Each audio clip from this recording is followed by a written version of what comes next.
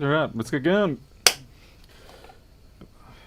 We have a liquid damage 1598 mainboard, and it's I actually cannot identify what the liquid is. I can't get the what it is from the smell. You know, it's splattered over the board here, but it's something it's very aromatic. It's like perfume like, but I can't really actually gauge what the substance is at this point, so very glad wearing gloves. Good morning, everybody. Or good evening, everybody. Anyway, let's get this thing separated. Supposedly this does run, but there's no display output. But I'm going to just straight up get it out of here. Or at least, actually, I'll have a look under the microscope first, see what we're looking at. Pierre, Raw, Glasgow, Travis, Daniel.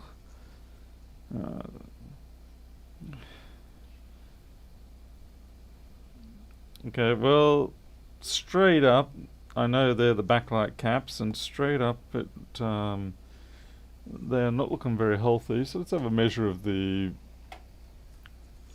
continuity on those. Here we have got the battery disconnected. Alright, so we don't have a short there. It's messy, but it's not shorted, unlike the other night. Alright, so we can't blame that so easily. What about the fuse? And yes, this is the same board as we had the other night, but it's not the same unit, as it were. It's the same type of board. Let's check the fuse continuity. Yeah, 1598s are just starting to pop up. Okay, so we do have continuity there. We can't blame a blown fuse. So it looks like we're going to have to go about this the hard way. Doesn't appear to be any liquid around the display connector, but someone has been chewing on that a little bit.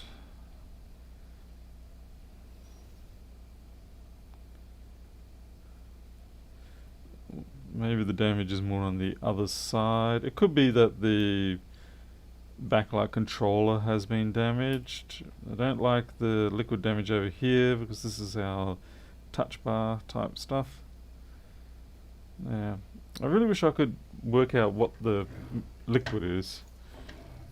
It's kind of driving me a little bit insane. Oh my goodness, I forgot my glasses. Ugh. Alright, I've got to race down and get my glasses. I've obviously taken 2 pairs downstairs. That's really stupid.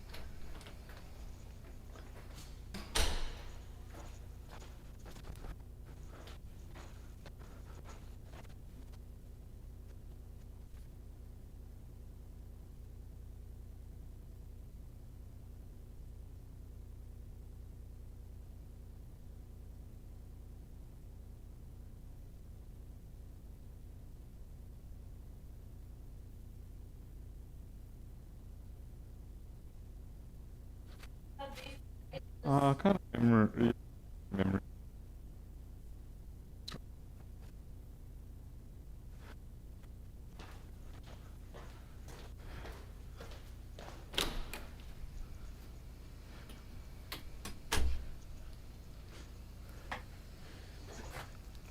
think I picked up the dirty pair. Oh well.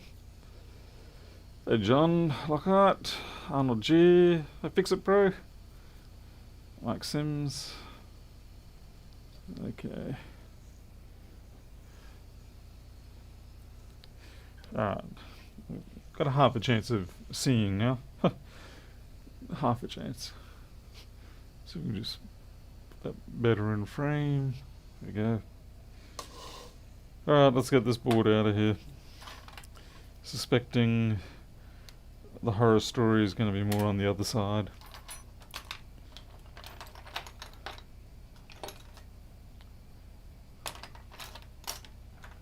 Dum dum dum dum dum.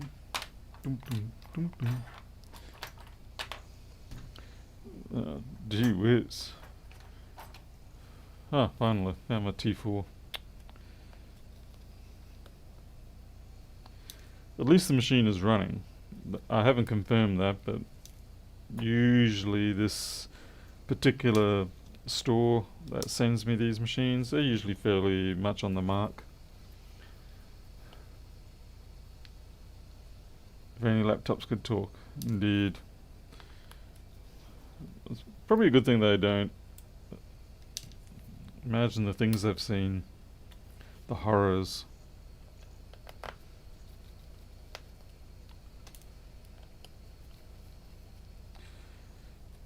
What the? Why is there a fly on my...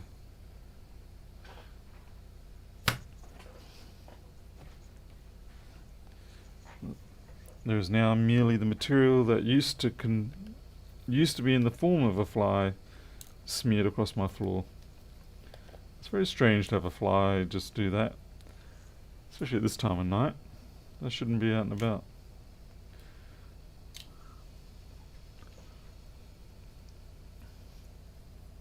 And I think I've really got to find a socket driver for that particular socket there, because it's starting to... If I'm getting more of these machines, I'm going to have to speed that process up of getting that off. I legitimately want to actually run the fume extractor.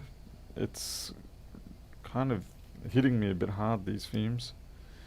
It's giving me slight skin itch sensation.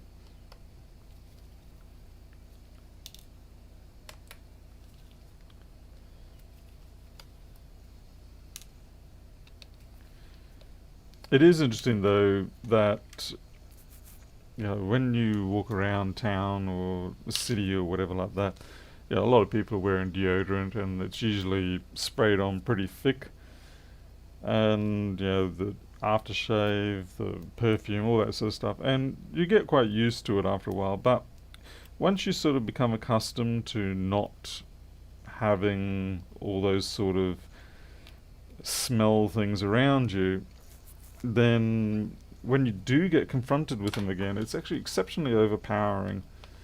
And that is what I find now. I mean, for the last 20 years, I essentially have not been in what you consider a standard work environment, which means I basically let myself go and I don't bother with anything like that. But when you encounter people who empty out half a can on themselves each day, it's it's quite choking. You sit there and you really try not to suffocate from the intensity of the fumes. So how do people actually manage to survive with that?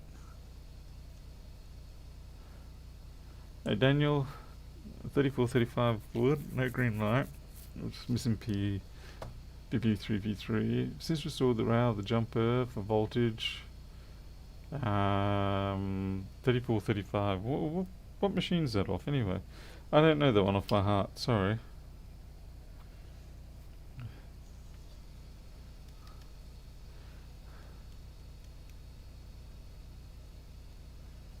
Yeah, Barry, thankfully you guys don't have a contraption like that.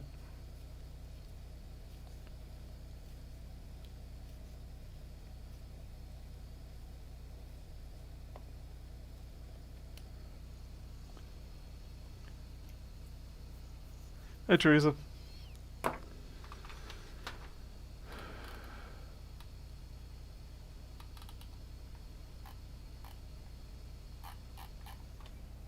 Yeah, not really a board I'm overly familiar with. It's not to say I wouldn't know if I looked it up, but yeah, sometimes some boards you just don't encounter much.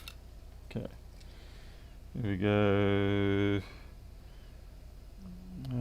This one's a tricky one.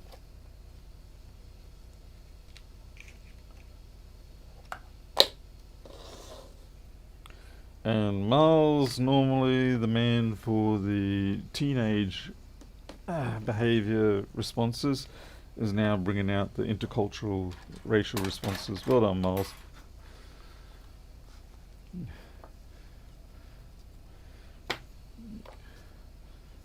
I mean, I'm sure I actually probably don't smell so great, but I personally can't tell.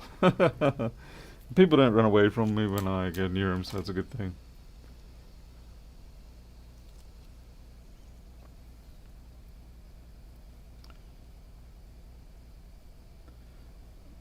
I mean, to be fair, those backlight caps look, and I'd say that's our problem there. This here, this is the backlight driver, and that corrosion there is kind of 99% B what the problem is. So we are, oh, wow, look how badly pitted out that is. And someone's been here. Somebody has been there. Look at this. See that? Someone's been digging around in there. And they clean knocked that off. Now I don't know what that is. I hope that's not a resistor that was there that for a pull-up or something. Obviously that's going to be replaced. That's been knocked off too. Alright, someone's been a little bit aggressive here and caused more damage, which could have been repaired. And that's going to kind of piss me off a little bit, to be honest. Half the problem is if you don't have a microscope and you're cleaning up things, you don't really appreciate how easy it is to knock these small parts off. I said, yeah, you can be meaning the best, and that's great, but if you knock parts off, that's not great. That said, I'm going to go with that corrosion there being the primary culprit in combination with these caps. Now this thing has been stewing in this liquid for quite some time when it was running. Now you can tell it was stewing while it was running because the corrosion is all biased on one side. If it was on both sides at even colouring, then you know it was just sitting in it while it was, you know, turned off. But when you start getting this corrosion bias, you know it's been running. And likewise on this one. And that tends to cause more damage and it goes deeper than just sitting in liquid. It goes deeper because the electrolysis effect, you know, just once it eats away what's on the surface, it just keeps diving in and chasing. That almost looked like a part that was dislodged, but that is actually technical. That is bizarre. Why would they do that? I kind of wonder what the design rule is that makes it end up doing that. That is really interesting. Yeah, so with the power running, the consumption of this probably will have to be fixed up to the power will just keep chewing down through the vias and just keep going until it runs out of material to exchange. Alright, let's get this underway. Hey, what's the moon? Keith McDermott and Tony.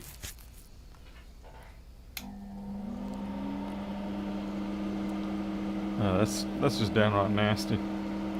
We'll have to be a little bit careful here. I don't want to overheat that chip there. It is underfilled, so we're going to turn the board and start knocking parts off from this side.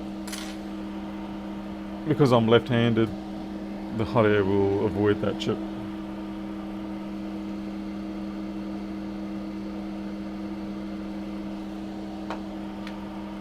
Well, at least we know where we can get more of those chips, those caps, as we found out the other day.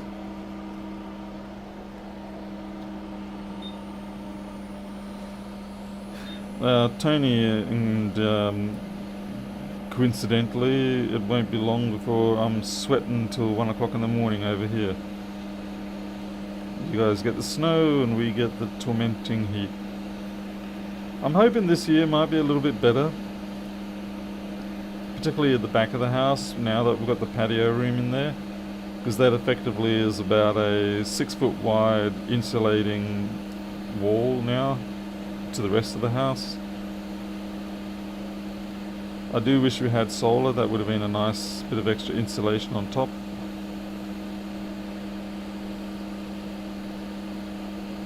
Okay, I've got toffee smell, which means there was some kind of drink with sugar in it. But it really smelled like personal deodorant or something. Maybe it's both.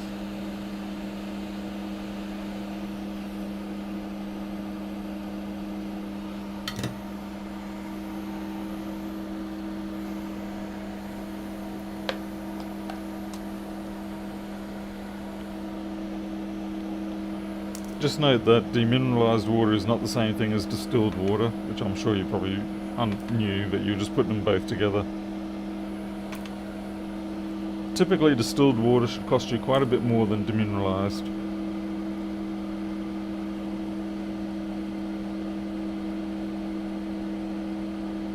Okay, and we've got blood coming out from under this chip, so we're gonna have to fix. Damn, we're gonna have some work to deal with here.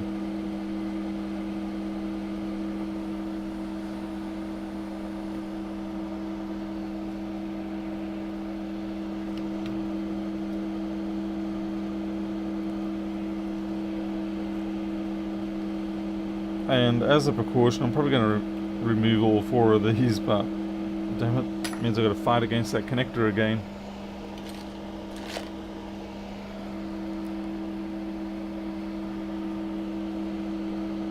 Yeah, Travis, I've seen they're not too expensive, those things. I've contemplated it, but I haven't got around to buying one. It only costs me about, I think it's about $30 for 20 litres for me. I get it from the local vet because it's a, obviously it's a reagent for a lot of their tests.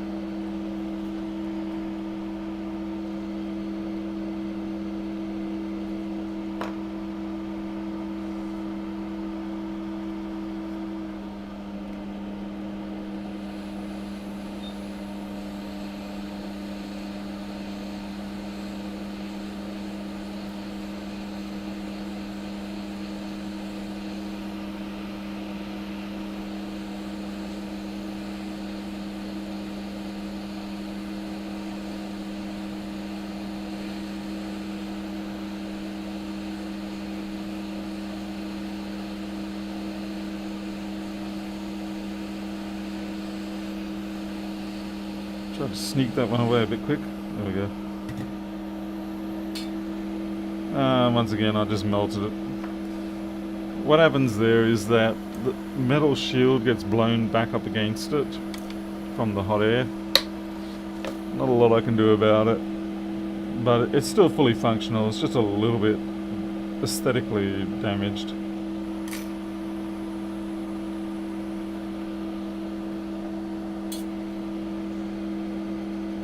Alright.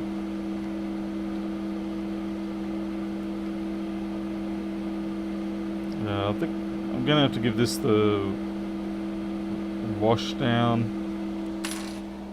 Gonna use some 80-20 on it. Try to clear away whatever it is that is gumming it up. See if we can get a better view of what on earth we're dealing with.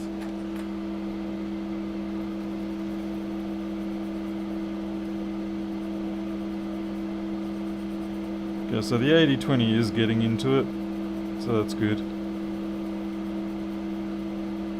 The reason why I want to wash it off, because I already know where all the damage is. We can already see it everywhere, and at least by getting rid of this drink or whatever it is, it's not gonna mix in with our flux and mess up our joins or anything. So we've assessed where the damage is. Now we've just got to basically go through and clean it up like a good janitor.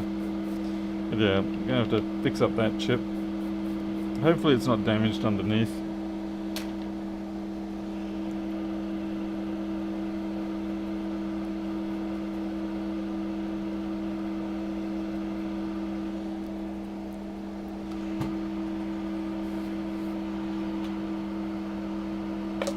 Yeah, distilled water is, in theory, just H2O, nothing else, and should be ever so slightly acidic. Demineralized is, yeah, definitely not the same thing.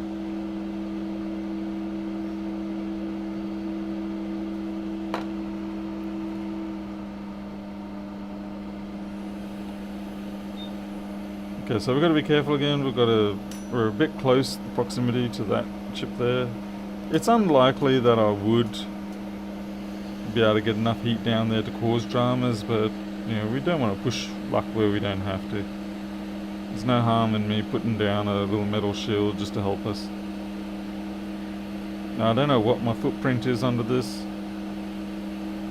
All I know is it's hot.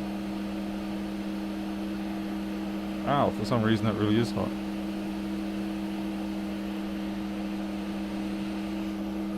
Okay, so this is actually a ROM chip.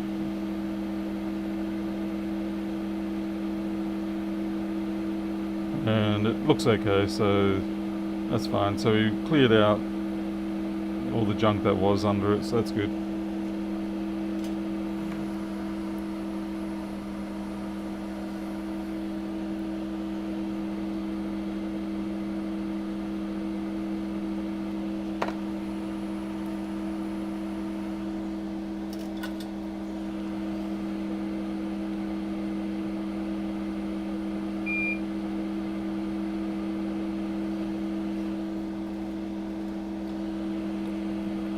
I'm not sure specifically, but from what I can understand, certainly distilled water, genuinely distilled water, of course, will be from distillation.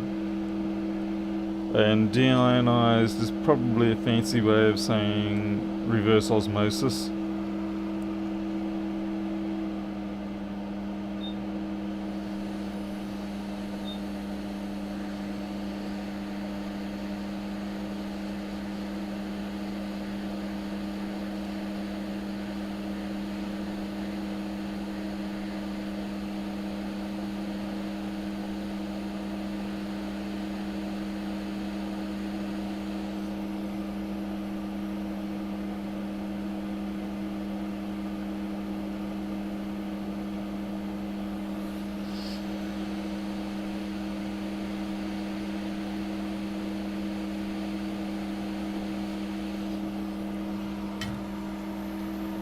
Victor Niang, good morning.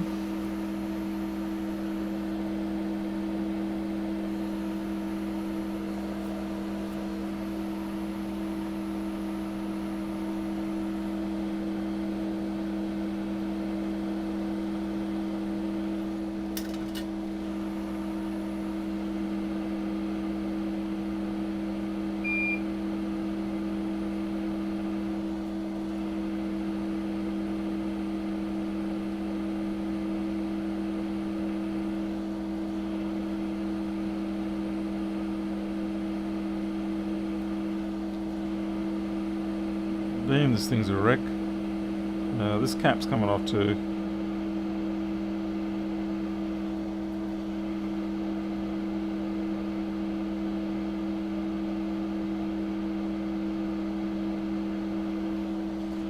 And I may as well take the resistor.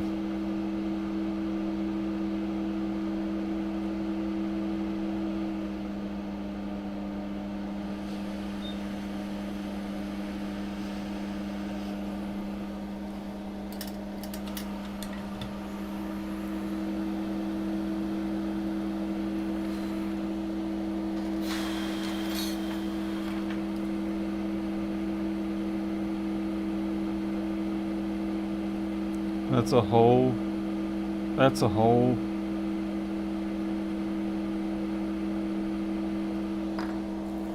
That is not good.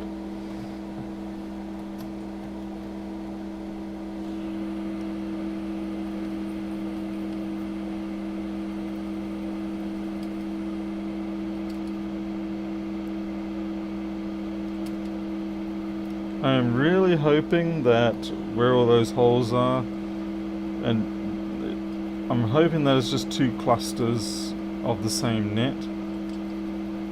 I'll find out when I go and have a look at the board view.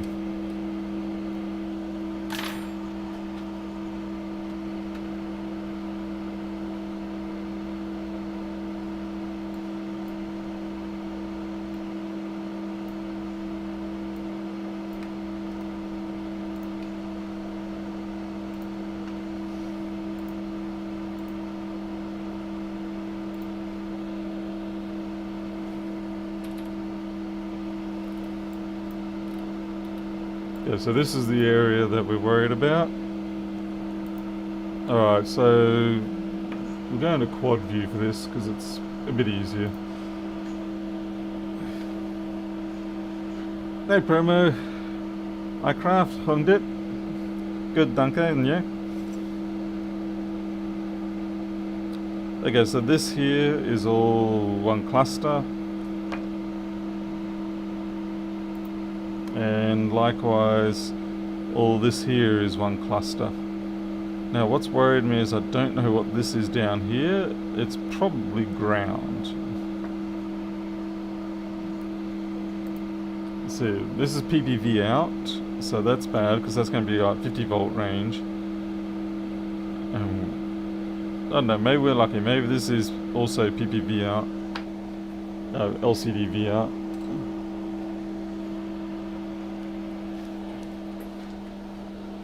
Good. Okay, let's check out our continuities. Okay, so that's good. That down there is definitely not part of the VR. I hope it's not ground. Oh crikey, it's ground. Yeah, alright. That's not good. The reason why it's not good is basically I now have to make sure I insulate that properly. So we're going to get 50 volts crashing through there.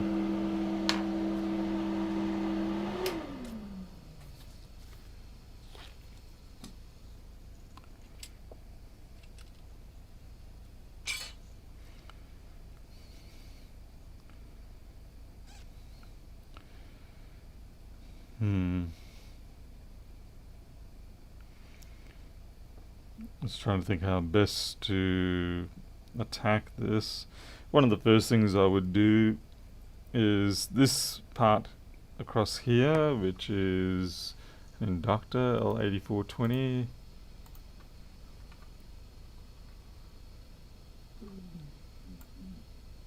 Okay, what I would do with that is actually rotate at 90 and join it up to here. And then I'll have a look and see what these two things are. I might be able to just sort of ignore them. I don't like to do that, but 061,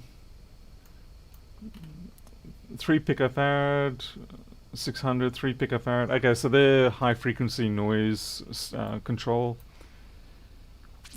We can probably throw a couple on, and we can just stick them somewhere else.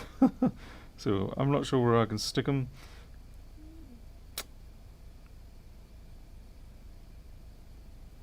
So I almost could jam them up here if I wanted to. Mind you, 3 picofarad, like I said, it's probably more for compliance.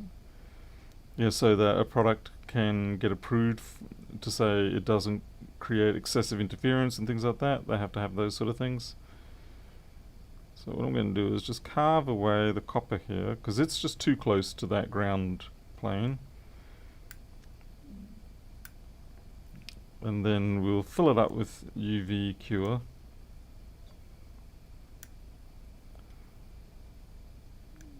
Naturally, of course, when you want to carve a copper plane away, there we go. And we'll fill that up with UV cure, and that should at least prevent a arc over.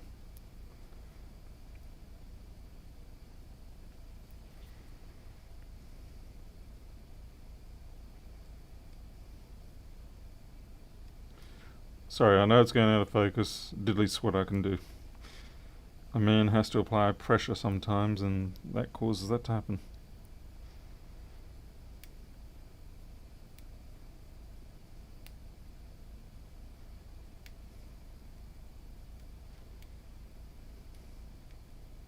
Yep.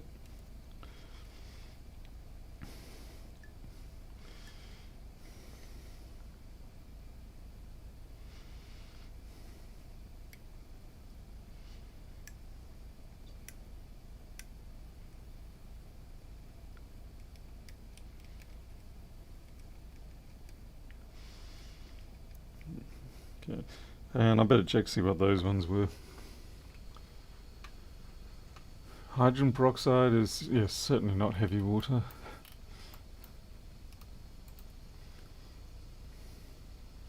You can drink heavy water and it tastes slightly sweet, but apart from that, no. You drink hydrogen peroxide, not a good idea. That's why when someone orders H2O from a bar, you don't say, "I'd like H2O too, please," because you will die.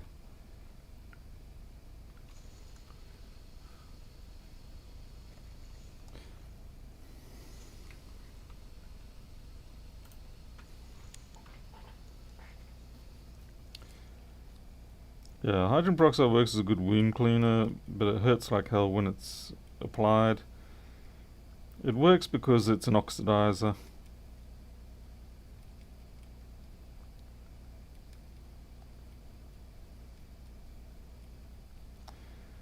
What we might have to do is actually forgo this last cap here. We can probably get away with it, or we can double stack somewhere else. Yeah, to still get the same numbers, and that will give us plenty of room to do what we've got to do around here. Yeah, let's see how we go. And that was a test pad, so that's fine.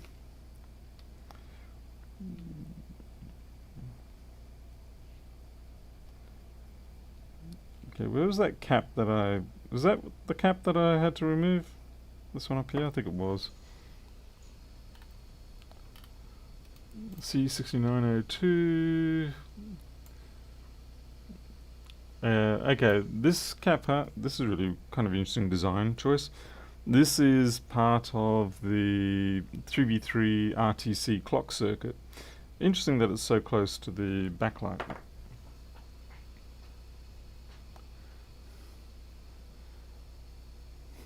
Yeah, Travis thinking deuterium.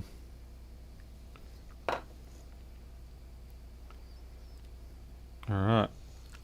I do not have one of these boards as a donor, so we're going to have to source parts.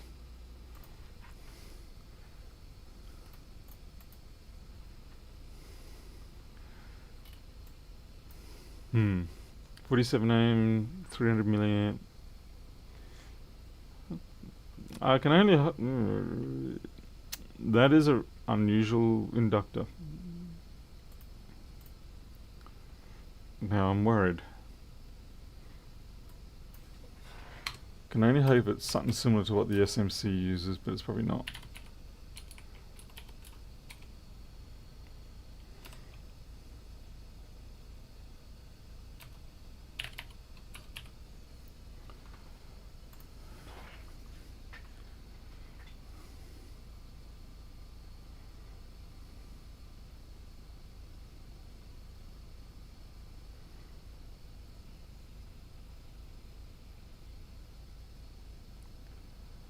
Yeah, Daniel, a bit far, a bit far. There'll be something similar somewhere, I hope. Wishful thinking. I may have a donor, but I don't want to actually be picking parts off it yet.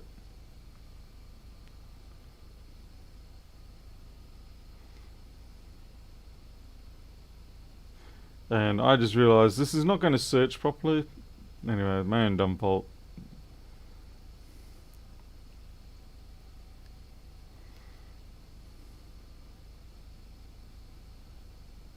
Yep, not surprised.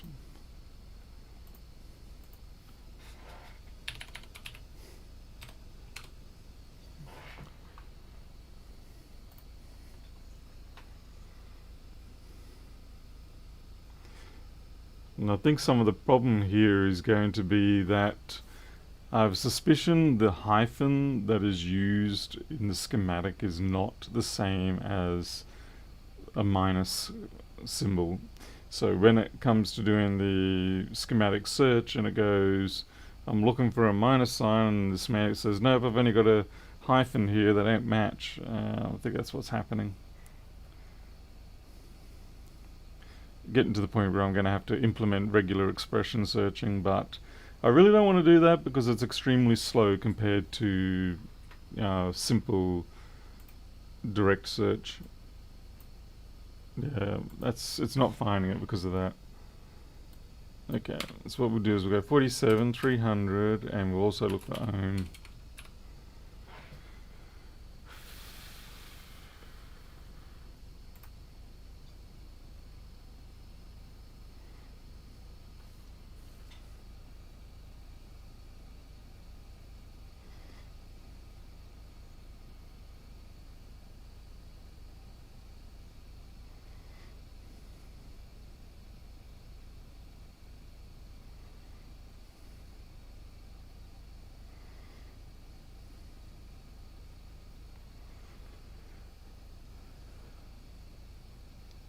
Oh, come on. I'll be very upset if it doesn't even find the 1598 schematic.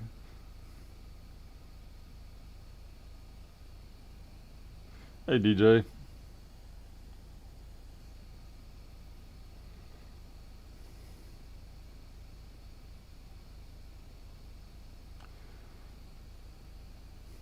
I can make the detection radius larger, but I kind of expected that would have been within 30 points, but no. We'll try 50 next time. Or 60. Yeah, because it really should have found something by now.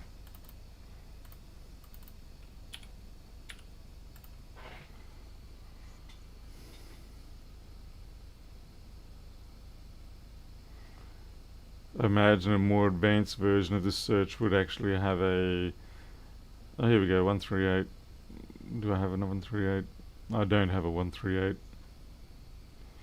Why is inductor marked variance? Because they have... it's defined by the impedance at a given frequency. So when they're at DC, they're basically 0. But when they get up to a certain frequency, whatever they've spec'd it for, that is when the resistance appears. Why you no show me what I want? Oh, son of a gun.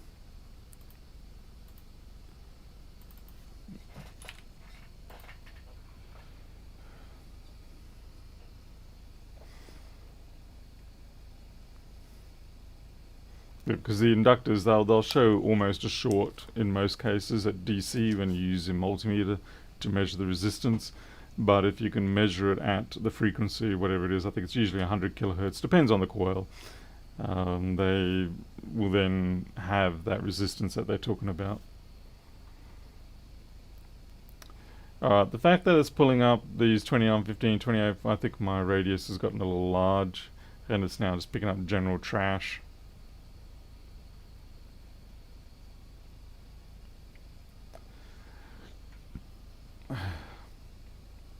Essentially, as the frequency rises in an inductor, the apparent resistance approaches infinity.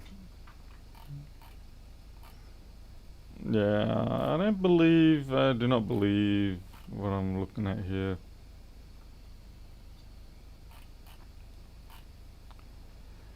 And in just the same way, opposingly for capacitors, as the frequency increases, the apparent resistance, I'm going to say apparent resistance, we're not talking technically correctly, approaches 0. So the capacitor approaches a short circuit, whereas an inductor approaches an open circuit.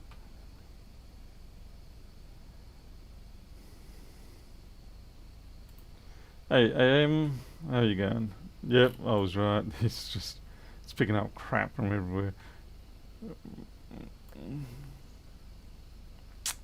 Interesting.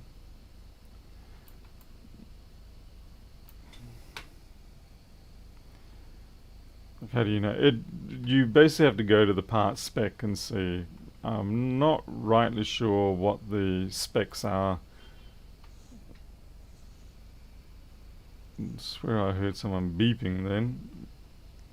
I'm going to see if this particular number here might help us.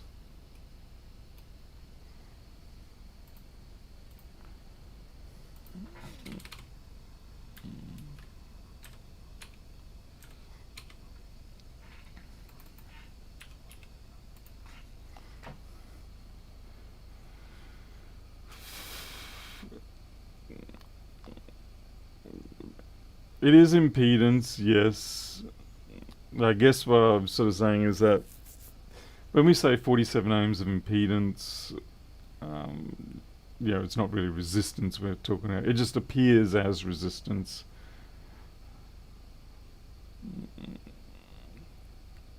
Alright, so the 1598 board comes up, lo and behold. That's not a good thing that that part's been destroyed. Just our luck that we don't have anything similar at this point. So yeah, impedance is the correct term.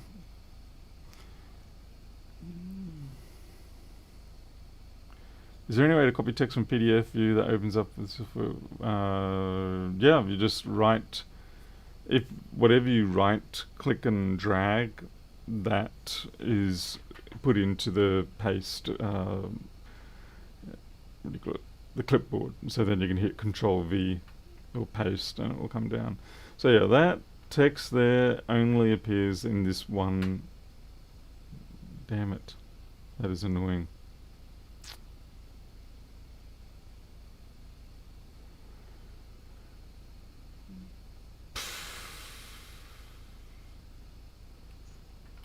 I don't even know what its intent is, to be honest.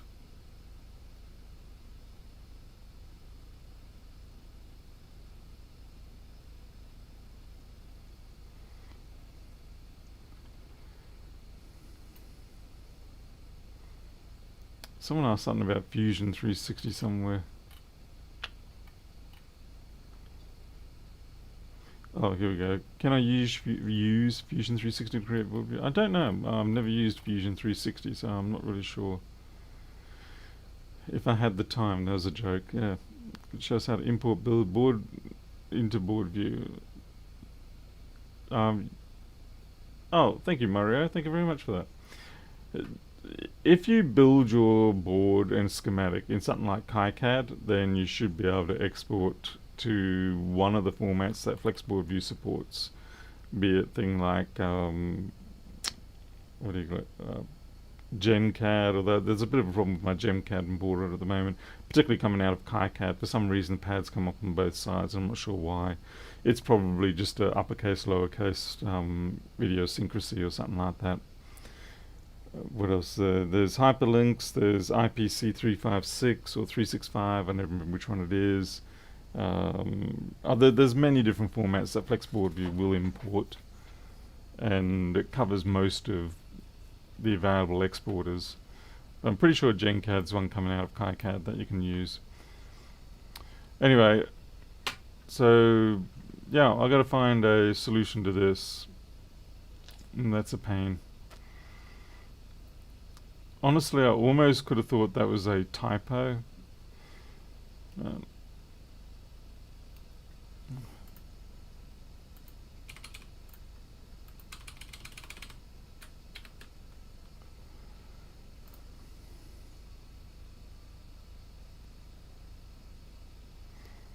Man, it's getting hot in here.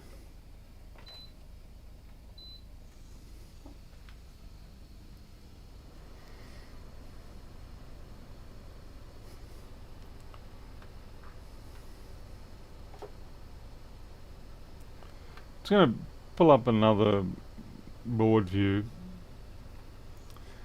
and have a look at the way they've done it on another board, like a 290, 239 or something like that.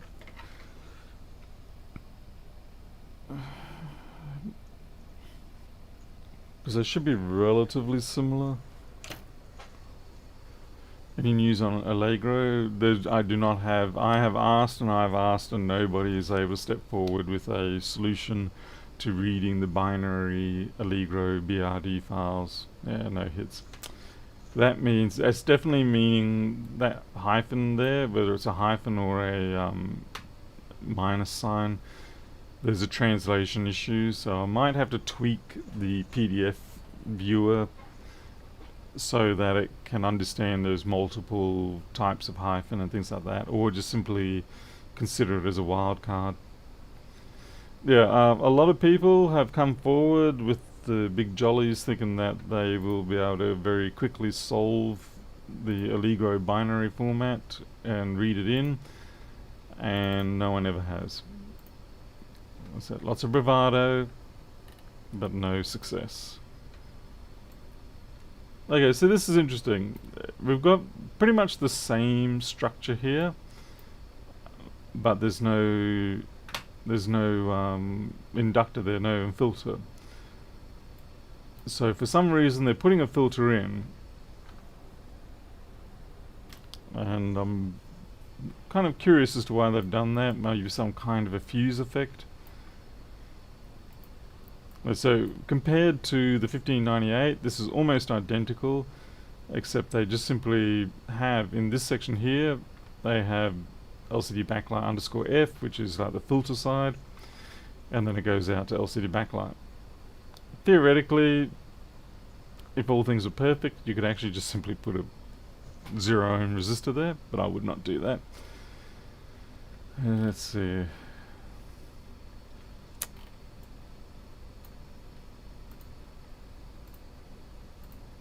If we go back and compare to the 1598 again, see what I mean? It's the same structure, but then they just shove this sucker right in the middle there. Well, let's see. The 402, 300 milliamp, that's more what we're concerned about. Its ability to take 300 milliamp and 402 size. I'm just trying to think how I'm going to do this.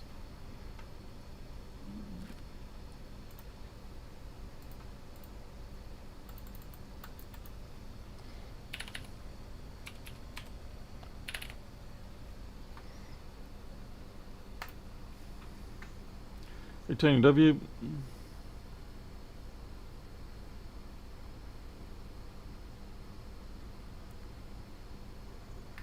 Now, Mario, I'm gonna have to dig around. It's difficult because you don't want to have too many of these corner case or exceptions to the straight searching. I'll see if there is a way that I can make it that all the hyphen or minus type symbols get converted to the same type of rune, or the same, actually it's the other way around, all the runes get converted to the same type of character.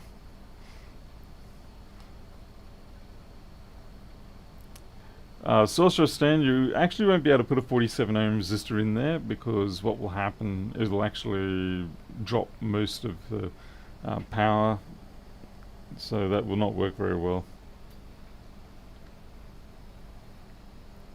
No hits, you gotta be kidding me.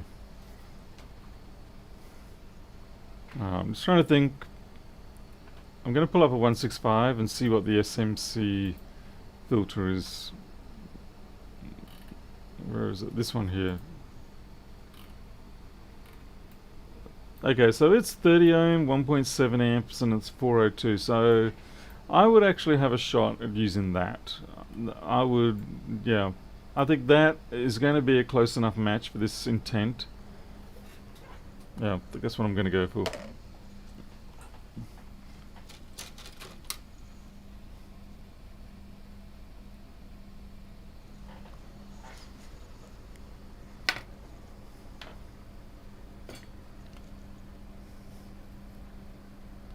That's that one there.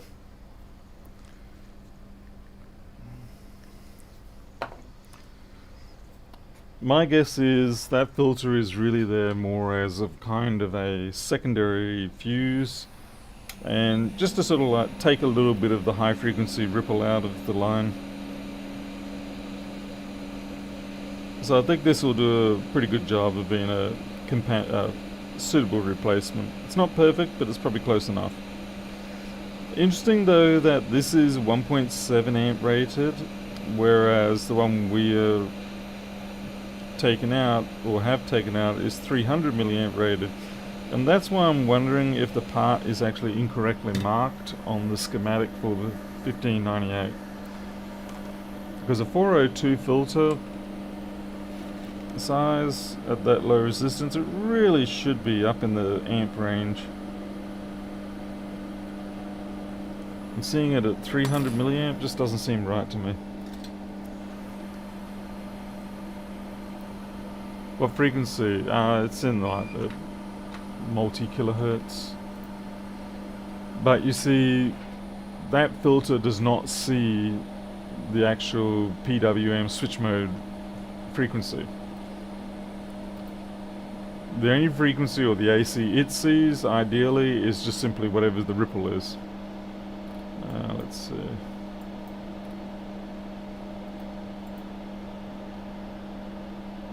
Because this is all going to be, you know, post boost, and you know, all these capacitors, they do their job of eliminating.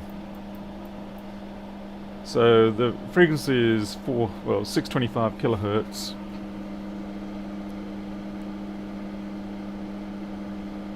And this is why putting a 47 ohm resistor wouldn't work there, because realistically 99% of the voltage you got there is DC component. It's just the little ripply bits that are the AC component. And I'm doing a terrible job of explaining things. I'm trying.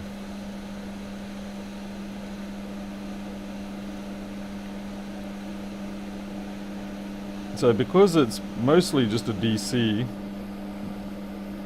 that effectively only represents a pretty much close to being a short circuit or 0 ohm resistor, and it just simply acts as a block against that ripple to try and stop it going into the backlight.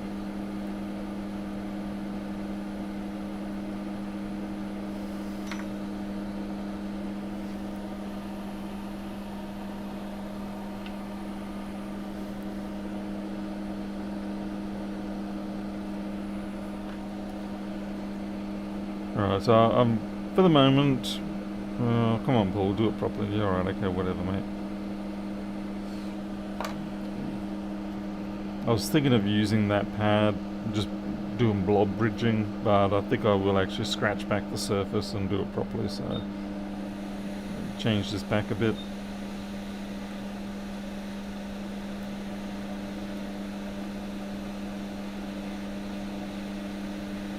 Let it tombstone itself off.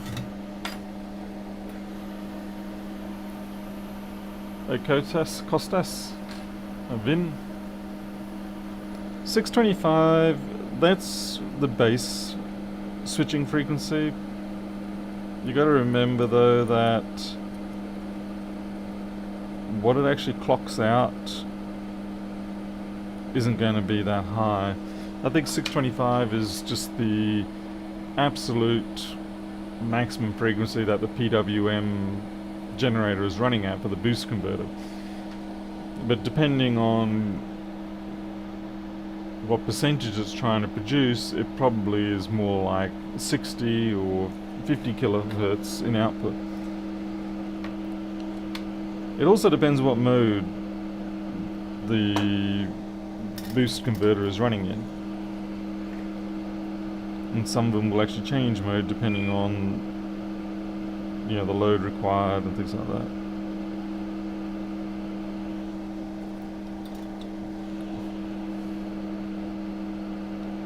Buck and boost converters can be beautifully simple things in principle, but when you really start to trying to get the most out of them, then they can become a little bit complicated, particularly like I said when they start mode switching. Alright, there we go.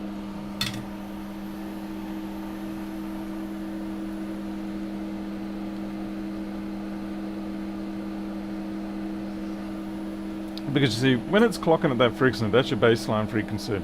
And say if it wants to do, say it's doing half the output. This isn't strictly correct because it doesn't run in linear. You know, they may be using, say, 50 cycles per window. And so you divide 625 by 50, and all of a sudden you've got a much lower switching frequency. So, like I said, depends on the actual switch mode controller. Hey Ricardo de Senna. Mladen's here. Hello Mladen.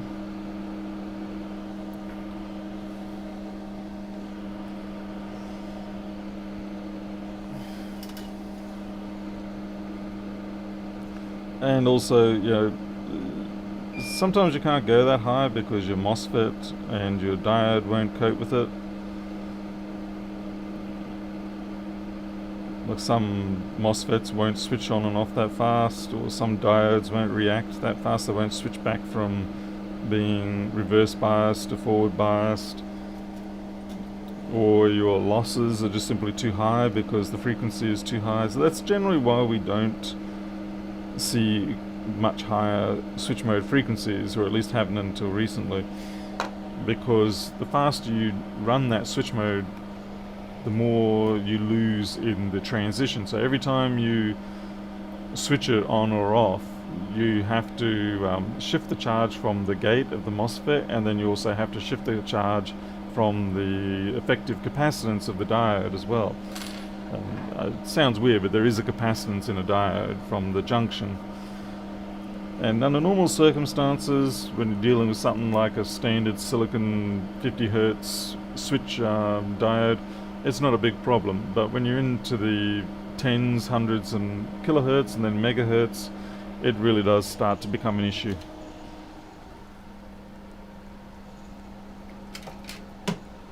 Okay, I'm just going to steal some more backlight. Funny, I stole all those ones already. Whoops. My bad.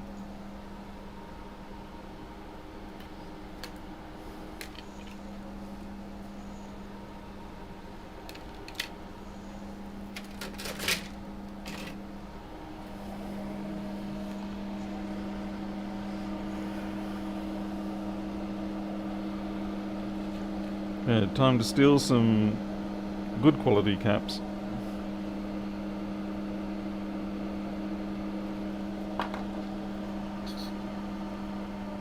What's new in home decoration? Well, we do have the back patio all finished. Mind you, not the lights, but that's not a problem. We are waiting to hear back on the price of the tiles for 150 square meters of them. Now, our base price that we were given by the builder for the back was something like $51.70 a square meter. But that was only for about a 10 or 12 square meter area. So we're kind of hoping we'll get a little bit more of a discount on 150 square meters.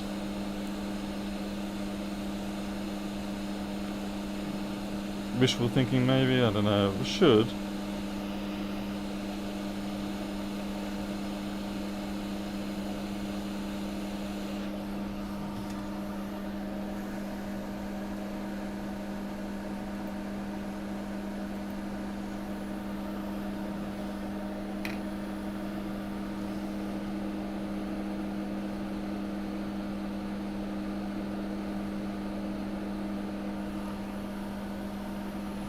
Lewis checked into the New York City flooding events. What's this? What? New York City got flooded? What happened? Did the hurricane, whatever her name was, Ira or whatever, come in?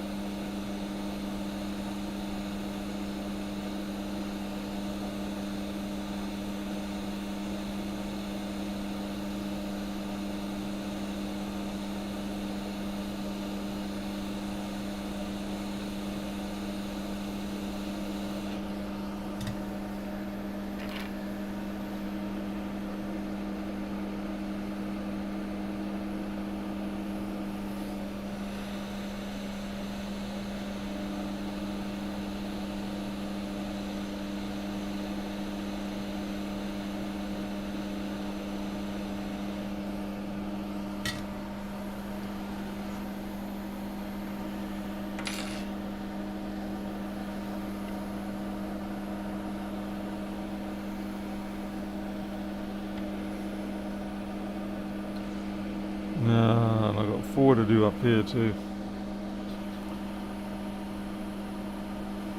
Oh, okay. Ira dropped it. Oh.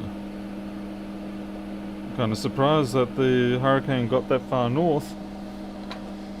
But that's kind of similar to what we're experiencing here, is that my area up here in North Queensland traditionally was the area where the cyclones really spent most of their time.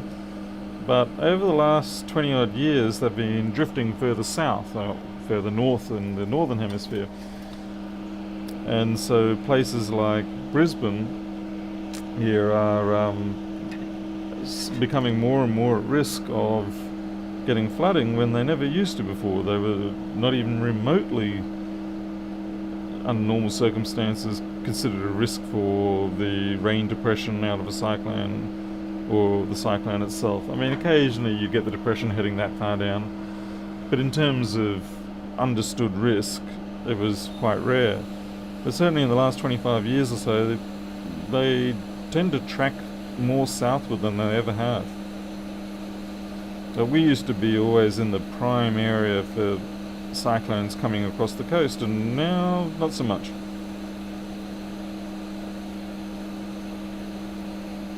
Not to mention that they get significantly more unpredictable violent weather down there, like in Sydney, that sort of area. They could just be going about their daily business and then wham, some intense storm system just pops up off the mountains and then gives them a hell of a beating. So there's a lot more unpredictability going on.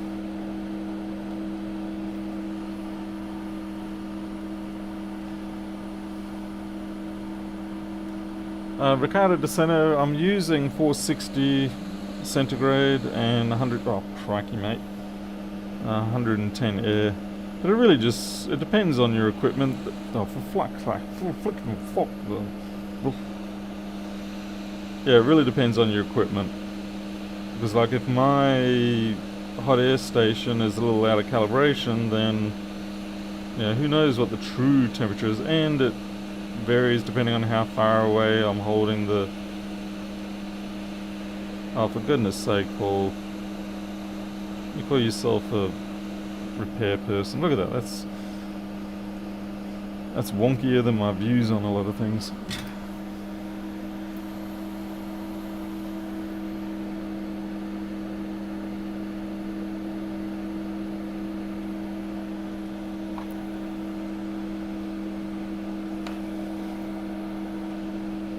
Well, at least I didn't stuff up that connector anymore.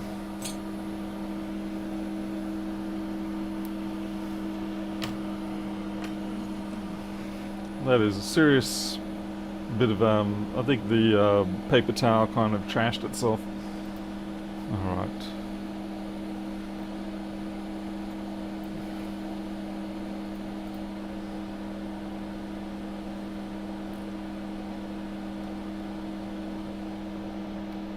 $85.48.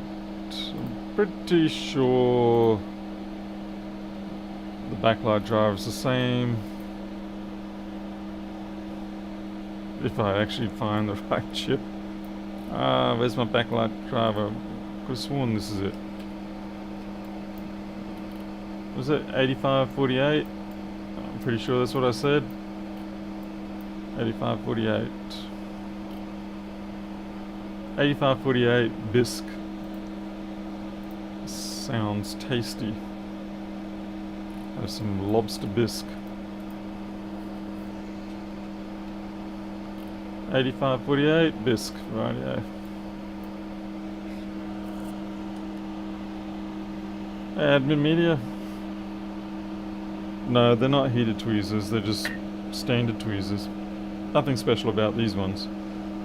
And some lousy SOB has taken the controller off this board. Why would I do that to myself? Why would I use parts that I know I'm going to want in the future?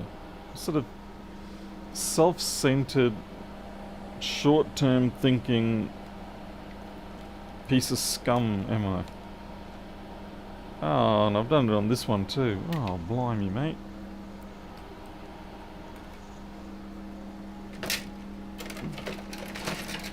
Yeah, you'd think I'd look at this board and go, well, you know what, I might need that in a couple of years, so I'm not going to use that.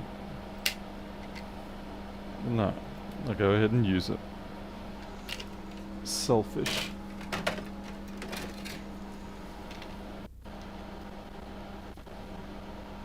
And it's not on that one. Oh, crikey, mate. Ooh, might have one here, but it's got all flux on it, which doesn't really give me a lot of hope. Hey Prater, good evening. There's a lot of flux on this one. I'm pretty sure that's it under there. We'll find out.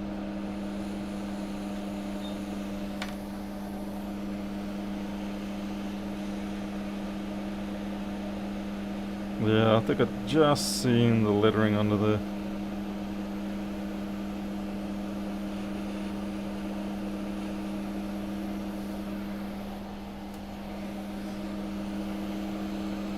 Yep, there it is, 48, yep.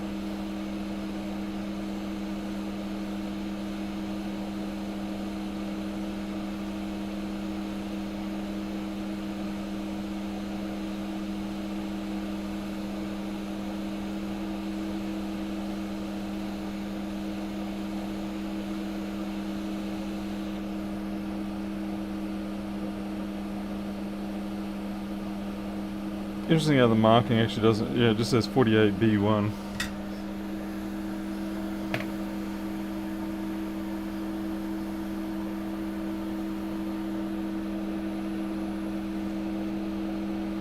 Oh, how nice. This actually at least has the, what do you call it? The corner indicator for pin 1. That's nice of them. We do need to redo those pads though, as they are not leaded solder.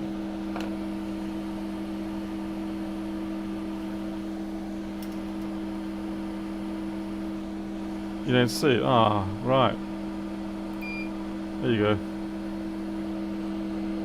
Now I understand what other people are saying.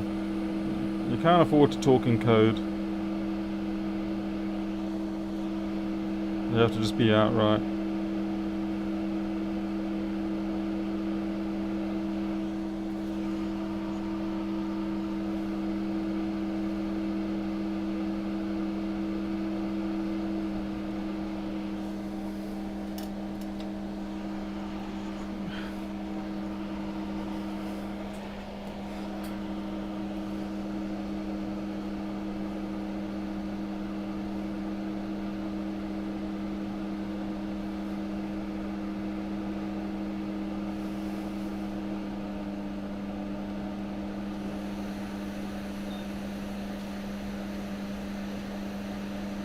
That resistor on the bottom right there, bottom left rather, really looks like it needs to be worked on.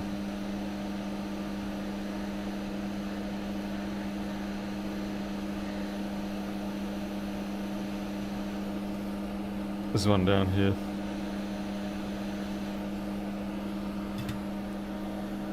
You know what I can't work out? And I'm gonna now have to go and check a reference board.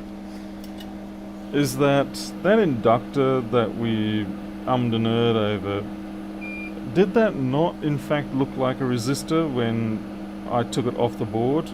I almost am certain that it looked like a resistor when I took it off the board. And I'm wondering if they have actually amended the design and opted to simply put a 0 ohm resistor instead of the inductor. Like I said, I do have one of these boards handy, but I'm kind of half hoping that one day I'll repair it, so I don't want to go nicking bits off it, as it were.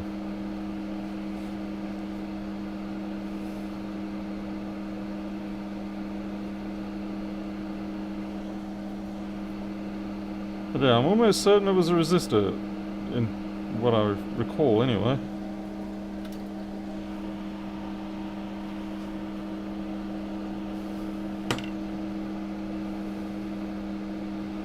Okay, so now we've got to work out that one resistor we did take off the bottom right there. R8431, and the winner is, oh crap. It's 18.2K. It's a very specific value. Thank you very much. Yeah, that's that one there. Just what we need, a very specific value. Hopefully it'll actually be common on a 4924 or something like that. So 18.2K, 402. That should do it.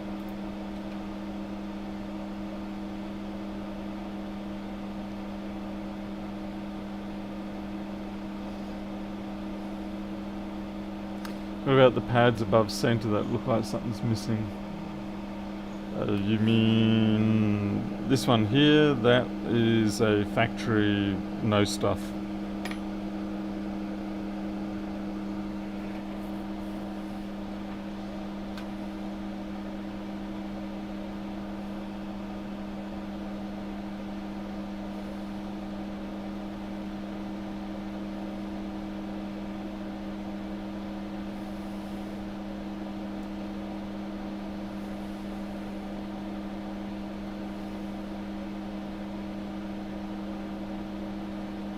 Right, none of my favourite boards have come up. Alright, fair enough.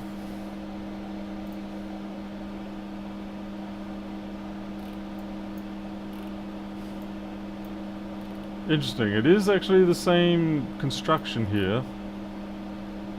So it does make me wonder if... Let's just pull up the 4924.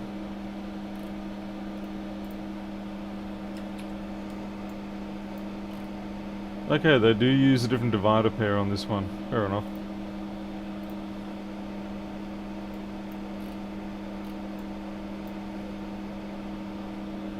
So what I want a 3787.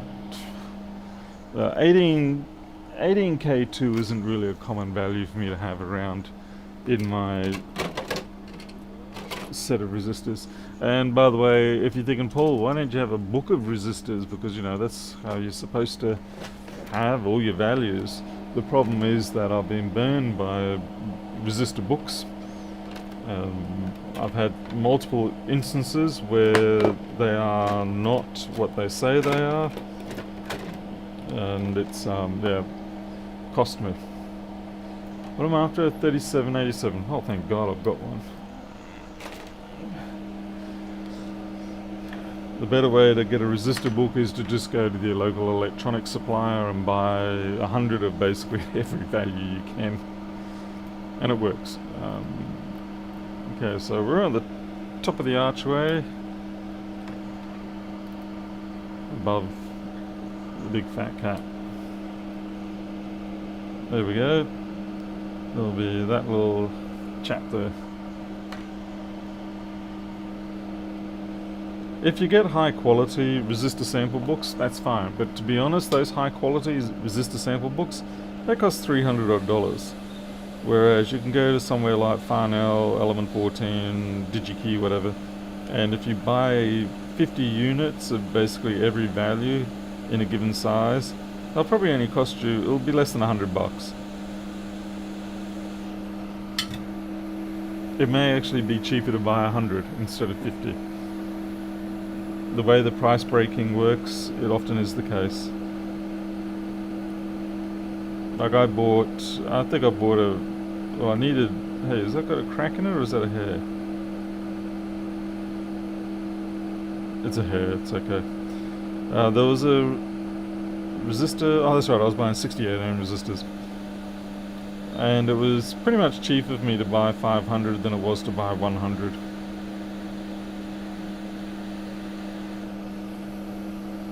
And so that's what I did.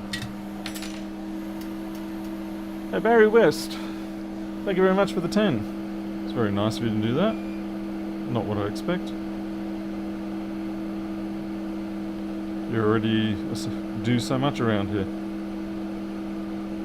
Okay, and we've got this cap up here, which is part of the RTC circuit, the power circuit, and we definitely have to put that back on. Okay, I shouldn't say definitely, but I'm fairly sure we do. 6902. Okay, alright, not quite so critical. This one is actually well decoupled, like we've got the 68 microfarad. But we'll still get it. Let's see, 2.2. Kind of capacitors everywhere, but I don't. I gotta remember to order some of those. Another 500.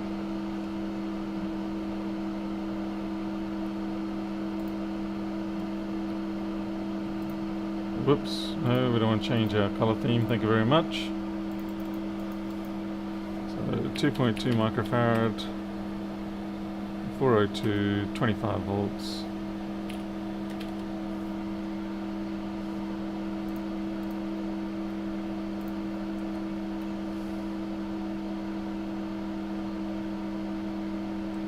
Take the 47 ohm inductor off another board and test it. I really won't need to. I mean, what do you mean is do I go and check the other board? I will go and check the other board. Like I said, I have a sneaking suspicion they have gone and just changed it to a 0 ohm resistor, but I've got to go into the other workshop to get it. Yep, iPhones are full of it. I'm kind of hoping a 34, 37 or a 165 has this one. It's a very common cap. I'm just simply looking for a board that I know and a place that I know. Arnold G. That is a nice pun on words.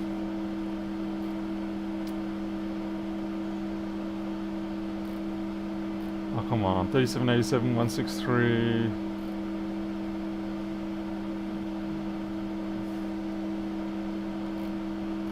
What? No 165s? I'm disappointed. Alright, 3787. Yeah, that's not the answer what I was looking for. Alright, so the iPhones instead. iPhone 6.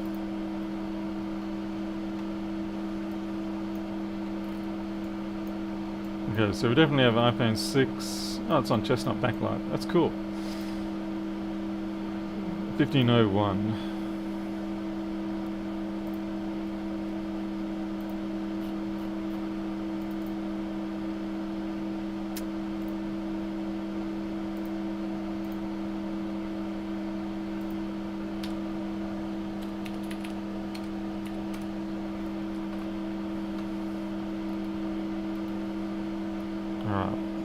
We got those. We have heaps of those. iPhone 6 dead boards by the bucket load.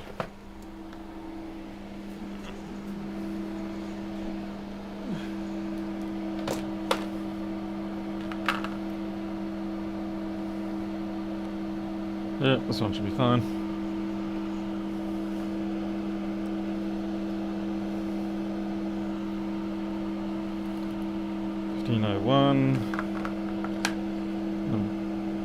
Yeah, it's that one there. This will be one of the rare times that I will use such an aggressive. I wonder what 1500 is. That's going to be easy for me to get it to. Mesa Boost. Yeah, it's the same thing. Yep, thought it was. One of the few times I'm going to be so aggressive on an iPhone. Look how quickly you can get them off using MacBook type temperatures. Do not do that though, okay? Do not use MacBook type air and temperature when you're working on iPhones. Not unless you want to destroy the iPhone. I mean, yeah, we got away with it then, but if you're doing any sort of real work on the iPhone, you'll very quickly pop balls out of all the wrong places.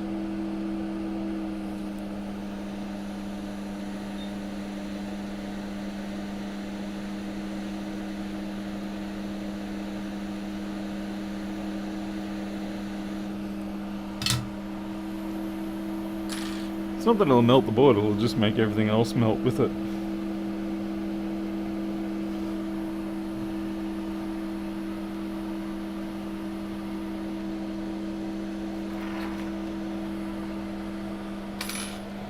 Definitely iPhones are a great resource for a lot of the high-spec caps. Except for whatever reason, Apple definitely went to town when it came to getting high-density capacitance on their ceramics. If you stripped the capacitors off an iPhone board, there's actually quite a lot of value in those capacitors if you could get the prices that you would normally be charged at places like DigiKey, Farnell, Mouser, etc. Because a lot of those, well, a lot of them are actually well beyond the standard spec that you normally can get. And so yeah, they're quite expensive when you can get them. And of course Apple's just driving that because they want the absolute maximum amount of electrical capacitance they can get in the smallest area, and so they're willing to get a company to do that. Make a couple of, well, probably a couple of billion of them. Okay, I'm just clearing up the flux off the back there. Alright, let's see if this actually has a chance of booting now, or booting with a backlight. Is this going to come back and bite me later? In what way do you mean? I do need to go and check that other board though.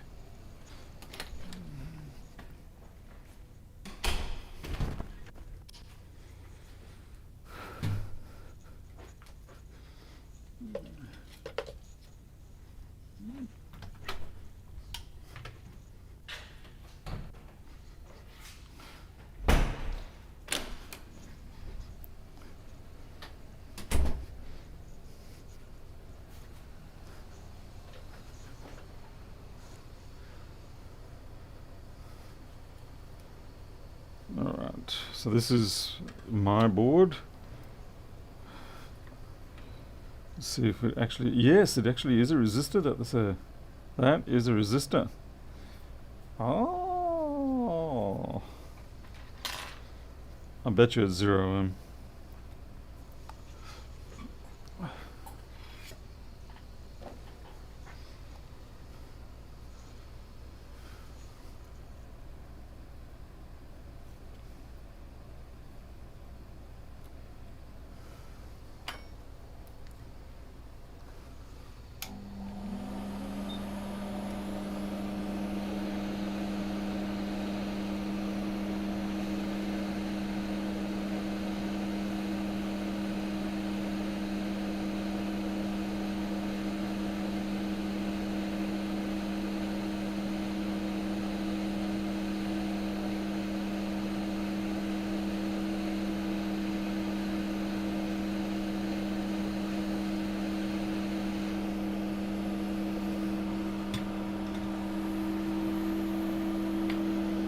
The schematic has it down as an inductor.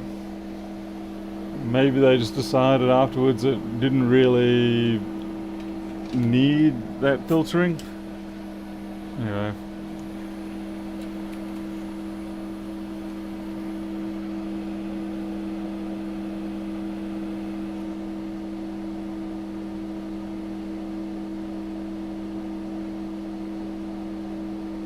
That is all over the place.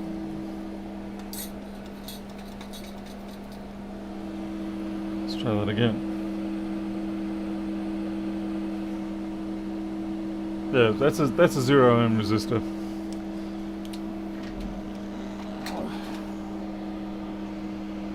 Funny stuff. Alright, well I'll go and change that one back.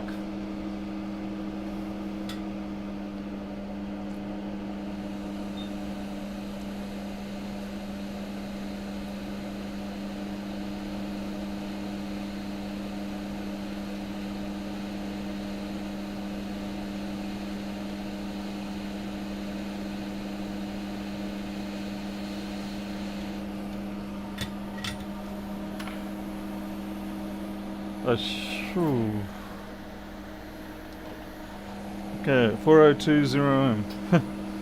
Well, so much for all that fun with the inductor. Still, that was a interesting experiment. It probably would work, but we'll make it what it is meant to be, and that's a 0.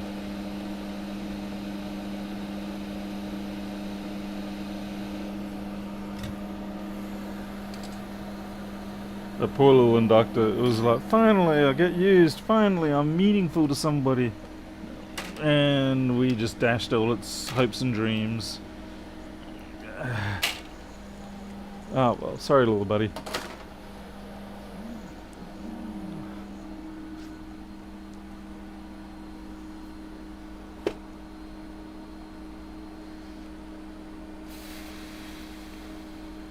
Alright, someone's taken all my 402 resistors. Caps. Who would steal my 402 resistors?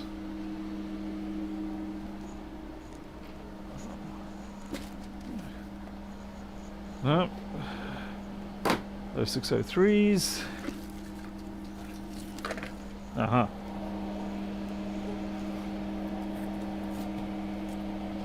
And the very first baggie on the box is, lo and behold, 0 ohm 402s.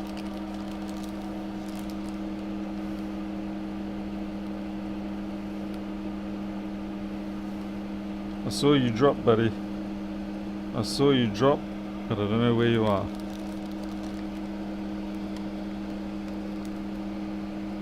Ah, there you are.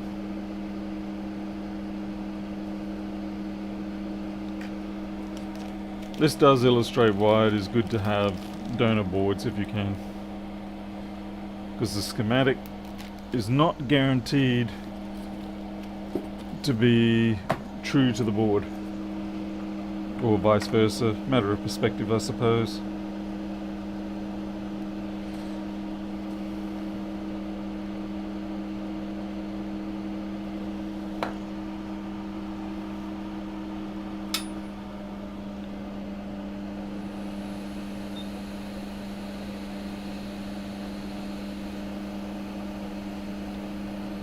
I would leave that up if it was for an Australian customer, but yeah, so the electrons from upside down LAN fit properly in an upside down resistor. Okay.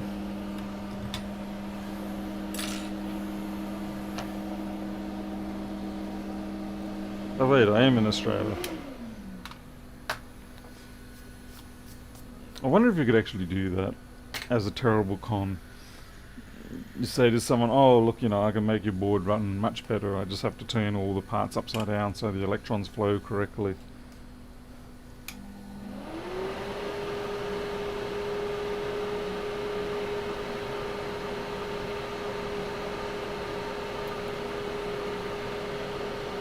I'm just cooling the board off.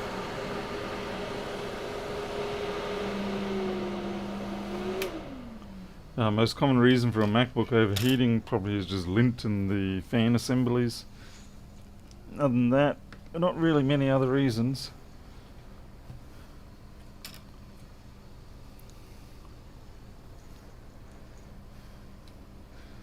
And then you do sort of say to yourself, you justify it to yourself by saying, well, you know, anyone stupid enough to believe that deserves to have their money taken from them. And then I'll open up a company and I'll call it Dodgy Brothers Co. And it'll be doubly dodgy because there won't be any brother in it, it'll just be me. And I'll be like, what happened to your brother? And I'll go, I was the dodgier one and he is no longer with us.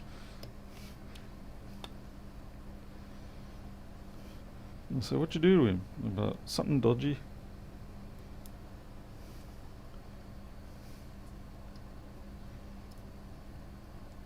Or maybe I should say nothing dodgy.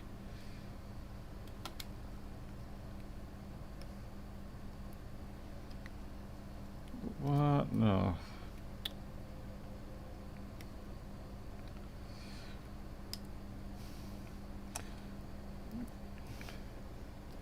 The Dodgy Brothers is a legit thing. If anybody watched 1990s comedy TV, Fast Forward in Australia, they would know the Dodgy Brothers. Personally, I thought it was a brilliant company name.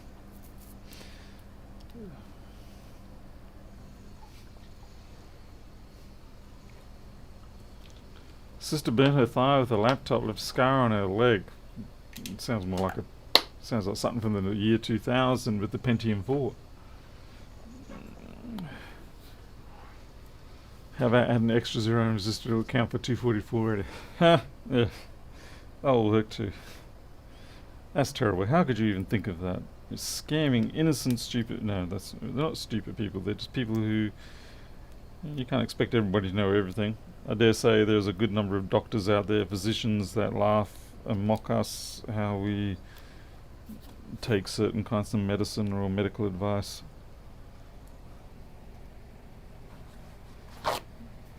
And then I said to him, "It's a suppository." Oh, so yeah, okay, that was really funny. Not.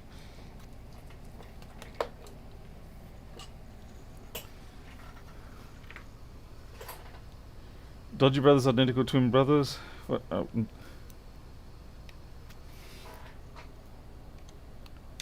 Okay, here we go. 20 volts, 100 milliamp. That's normal. Should dip and then come back up. Okay, now we're heading up 500. Fan spin and stop spinning. That's okay. We got anything on screen yet? Hey, we got an Apple logo. We got it.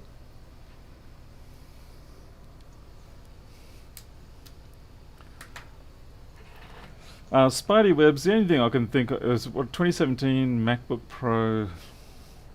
That's pretty sus, to be honest. I would honestly, the only thing I could think of is that the fan filter assembly is choked up. I mean, MacBooks will run their CPUs at 100 plus centigrade, but they also, yeah, they're fairly pedantic in checking a lot of temperatures, so they'll tend to err on the side of caution more than not.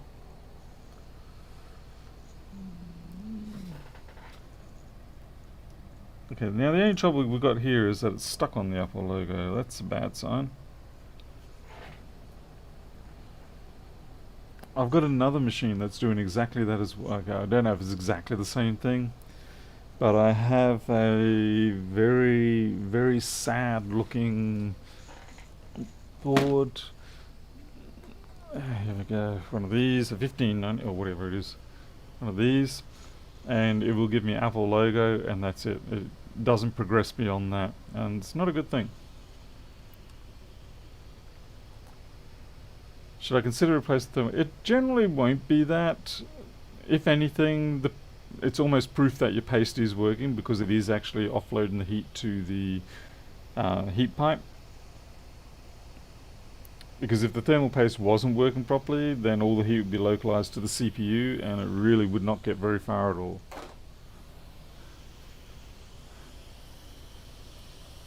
Yeah, that is a problem. And there's liquid damage in the screen I can see too. And the fan is going bonkers. I hate it when I fix a board only to find there's a bigger problem behind the wall. Let's hope it responds to okay, at least responds to power off. We'll connect the battery up and see what happens. The battery's probably boogered.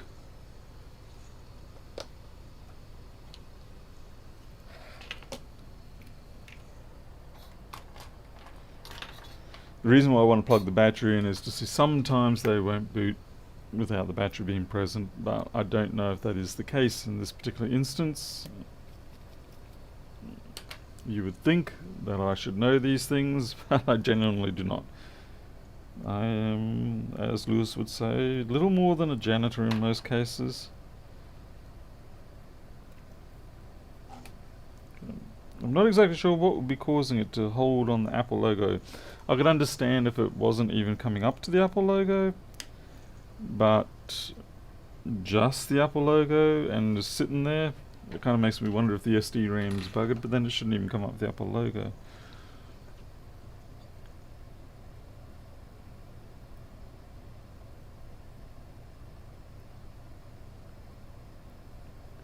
So yeah, there's more damage on the board somewhere. Certainly the screen I can see has got big problems. You can't see much of it because you can only see the logo at this point, but I can see the liquid discoloration just within that Apple logo there. Yeah, I'm not sure why it's doing that. Laptop hasn't even been worked on since I bought it new. In that case, I would probably take it back to Apple and make mention of that. The only thing I could possibly think of is maybe what's going on is when she rests it on her lap, if she's wearing thick jeans or something like that, it's causing a localized build-up of temperature. Get yourself a copy of HW sensors or something like that and see what the MacBook's reporting. Now, yeah, this I don't know what to think of this, to be honest.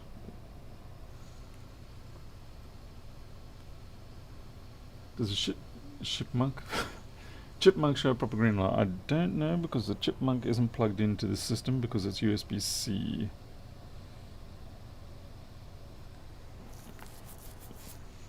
What I'll try is see if I can...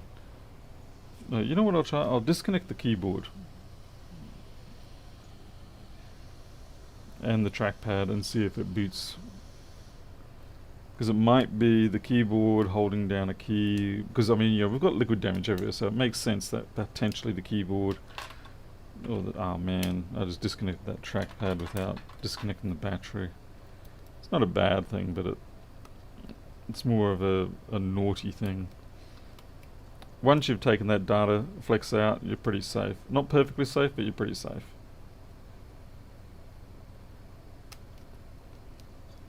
Okay, so trackpad and keyboard are disconnected.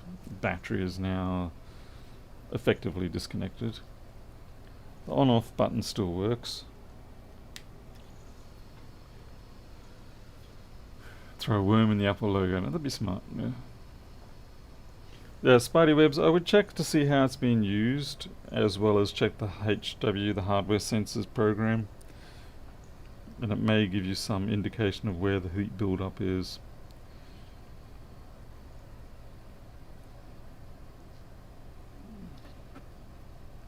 I've just lost the Apple logo. It's there, but I've got no backlight now. What in the heaven's name's going on here?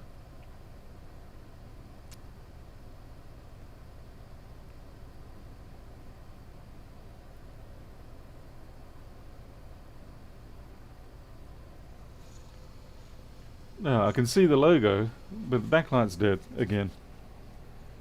That's really not good.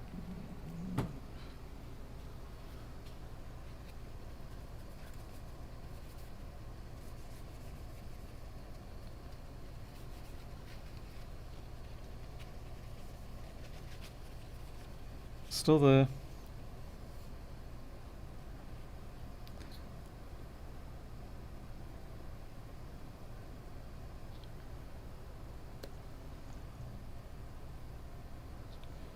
Alright, this one's becoming a little less satisfying and a little more frustrating. And this, my friends, is why when you do get a fan spin and a backlight and things like that, you immediately stop with that job, declare it a success, put it aside, and get on to the next one before anything bad happens. So at least it appears on the outside from your viewers that you have a greater success rate than what you really do. Now I was looking at the screen cable, it's fine. Let's try again. It's actually possible that the screen itself is, because it's got liquid damage in it, it could be now that the screen backlight itself has died. Oh no, we're back. Yeah, it's kind of weird. Something to do with the keyboard and trackpad actually did that. That is very weird.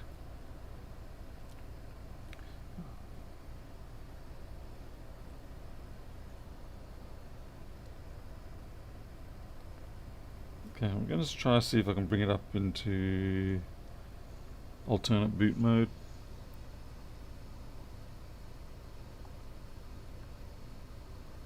Barry, oh, could have, yeah, good. Okay, it definitely doesn't go into alternate boot. Try diagnostics. That keyboard needs replacing. I can feel it's all gummed up.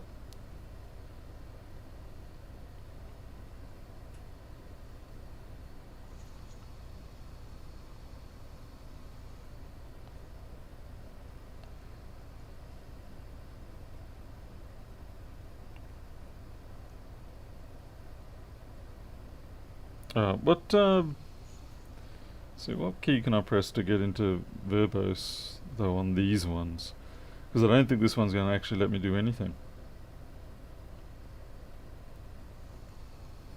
Hey, nuts and proud. Where you been the last few weeks?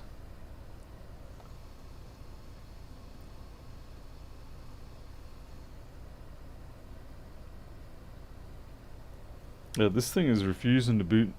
It won't listen to the keyboard at all.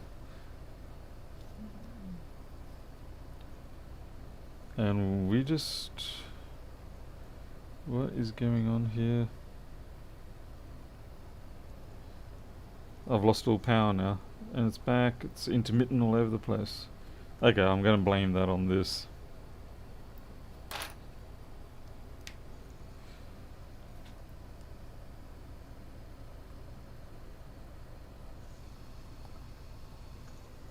Let's see if it even goes into target disk mode.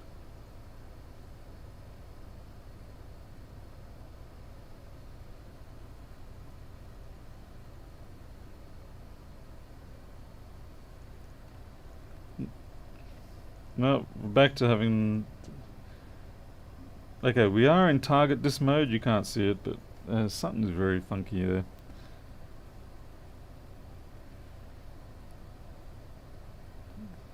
I don't know if you'd be able to see that.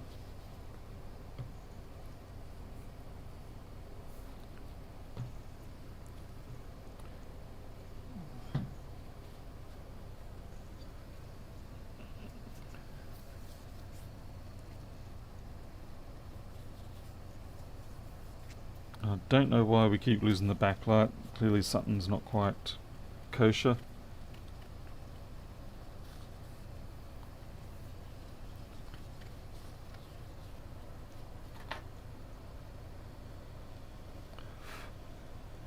It's still in target disk mode.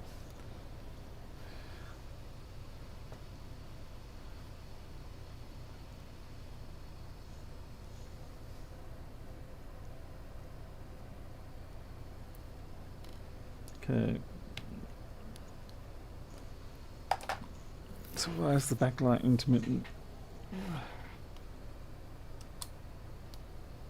There's absolutely no damage whatsoever on the connector.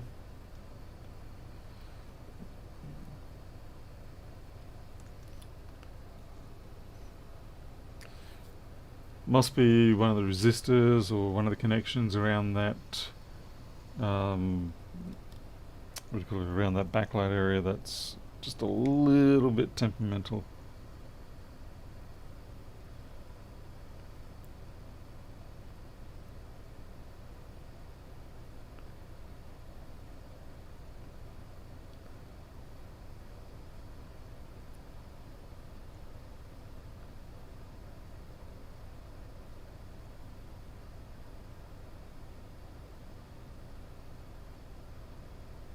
Yeah, so as you can see, yeah, we've got target mode, so it's not completely dead.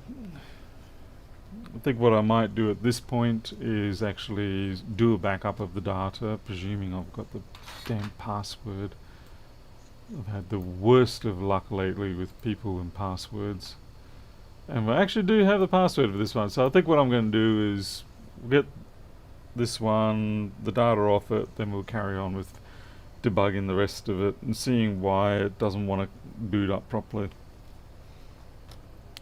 So we're going to call that a 50% success rate so far, for now. Hey Jason, you're on late. It's almost like you got to work for a living or something.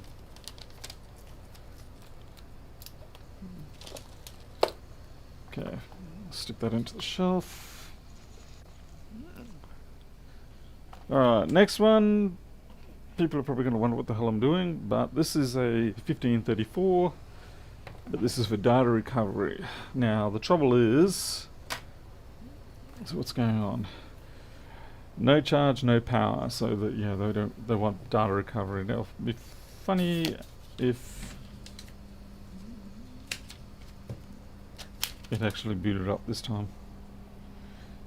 Now, when it comes to 1534s, if you do get one come in, just throw it in the bin. Okay. If the person has their data, throw it in the bin. There's nothing you can do with them. They're junk. That's a cute little.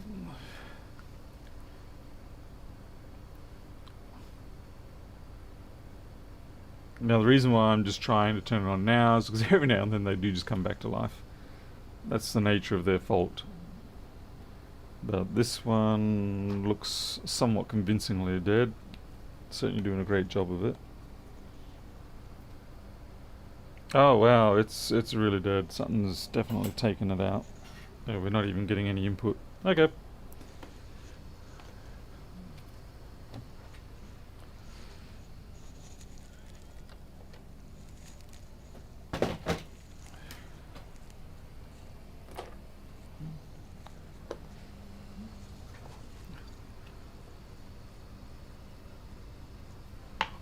Hold Alt and see if solid state drive is showing up.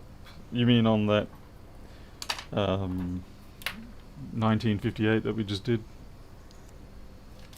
I'm guessing.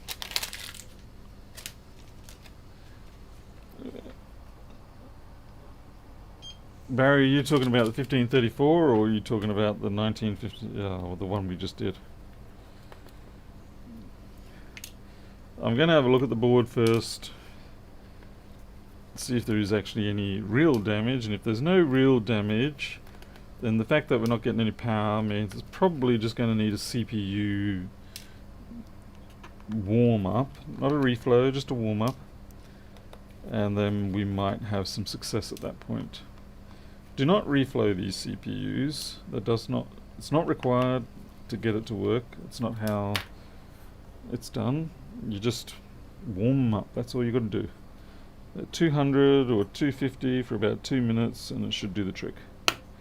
And if it doesn't do that, then it's probably just too far gone. The other fault you get, but this is more with the 244s, is you get the solid state controller failure, and it will come up with a that symbol, the no entry symbol. And if that's the case, then on the 244 you need to reflow the Piccolo chip, and you should get some success after that.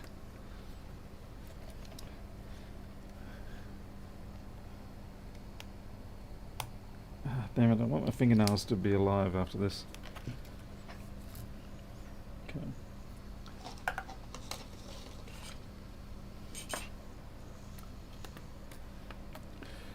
I don't know who allowed this design to go ahead. I mean, even for Apple, this is atrocious. This probably was done by the same person who did the iPod 5. I mean, the iPod 4 was bad enough, but the iPod 5 really took it to a new level. A new level of forget it, not doing that job. I do still get people coming to me, can you fix my iPod? It's like, is it a 4? No, it's a 5. Or more recent, like, nope, no thanks. Gotta walk away from those things.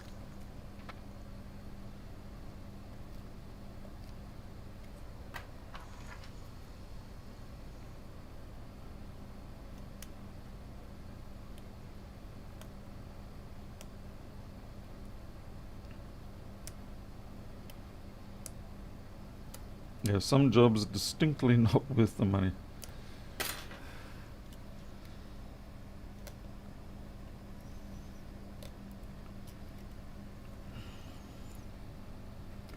Yeah, if I was a real professional, I'd already know which board I've got here, but I'm not, so I don't know.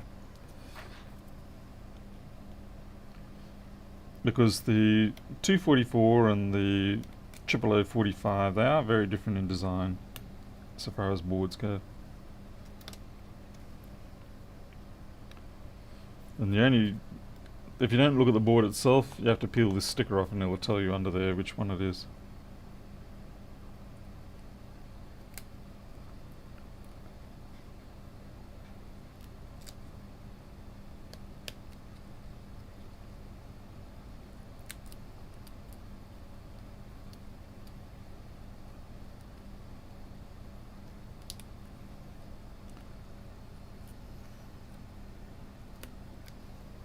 Okay.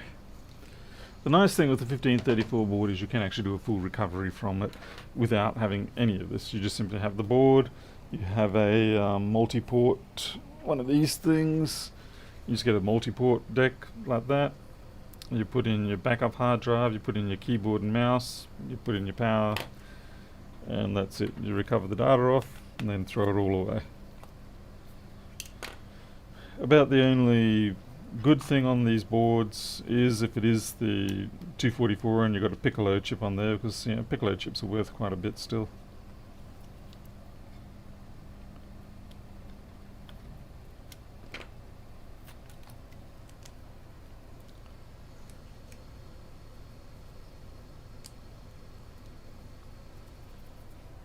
Jason, you can't fix them, so the answer is never.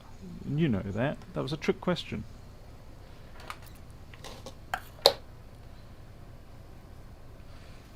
Okay, so first step is just to see if there is any obvious corrosion damage or anything like that, and if there's not, I mean, like I said, we've probably got the CPU issue, and we take it from there. And by the way, with this particular board, well, model, this sliminess is normal. I think a lot of us, the first time we see these, we go, oh my god, look, there's liquid damage everywhere, and it's like, it's not, it's just a weird slime that they put on there. It comes from the rubber sealing housing.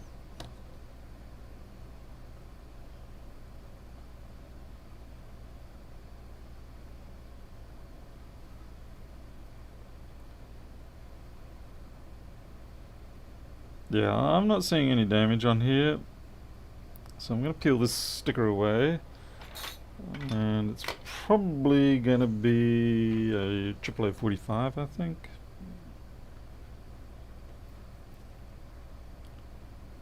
I hope. Whoa, wait, whoa, I have not seen one of these before. A 687? What the hell's a 687? Talk about being hit out of the park with an unknown board. I have no idea what a 687 is. Okay, let's see if it's got which one it's going to be more comparable to, the 244 or the... I think this is going to be more the AAA 45.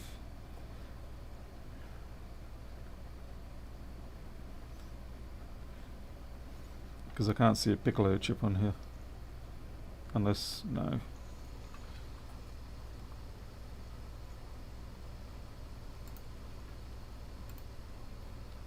It's the 244, is it? Where's the Piccolo chip on it? Or have I got it backwards today? Hello, Pianov, by the way. Yeah, this is the first one of these I've ever encountered, Pianov.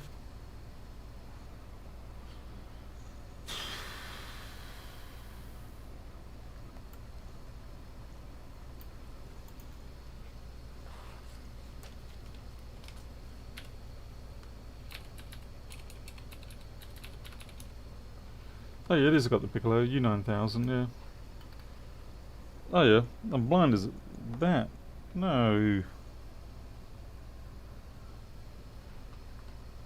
No, it's not U9000. It's U93, no. Yeah, U9300. Okay, there, that's it there. Paul is blind tonight, boys and girls.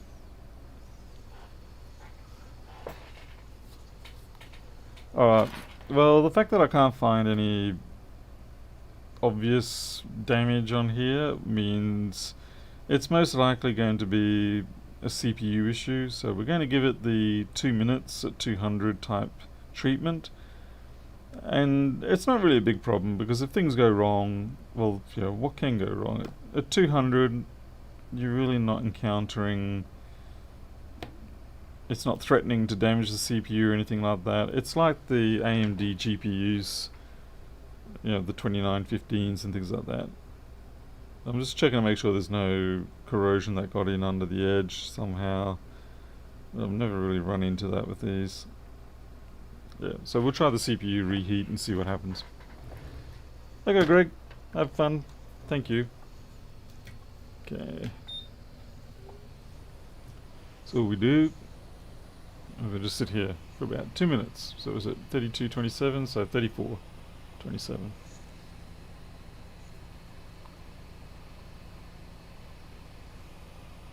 Oh yeah, good point actually about the USB-C. Sorry, thank you for reminding me. This is why Paul shouldn't talk in third person for a start. This is why I shouldn't do these jobs after midnight or so, because it can make silly mistakes occasionally.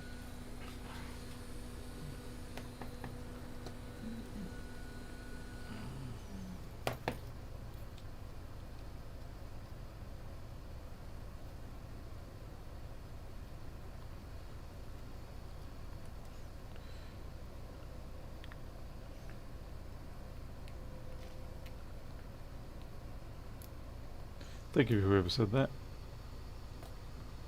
Gregory W., thank you for that.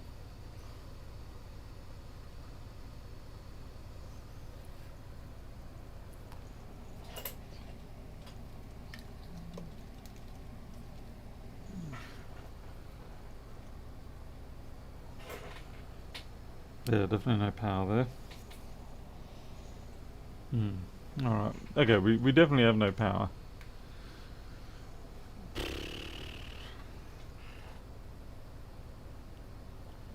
Try a different orientation.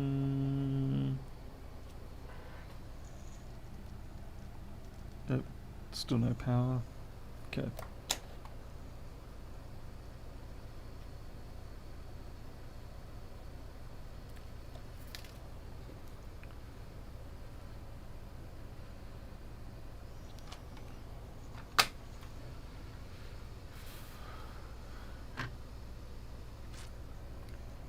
Oh, Gregory, like I said, much appreciated. That would have been a bit of a silly thing for me to just jump in and do. Fortunately, at least, like I said, worst case scenario, you don't burn up anything, you just simply end up, warming up the CPU. Let's get some voltage checking going on. Let's see if we get anything in.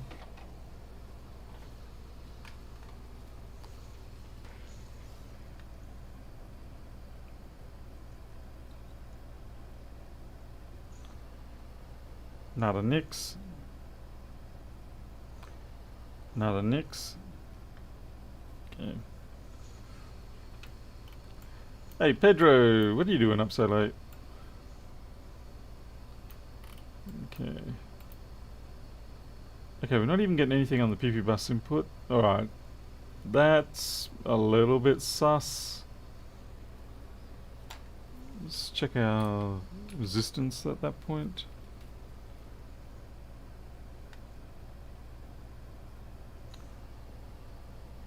So we're not shorted. Have we simply just got a bad assembly here? Which one are you? Okay, this is a single piece one. Alright, I'll go get one of those.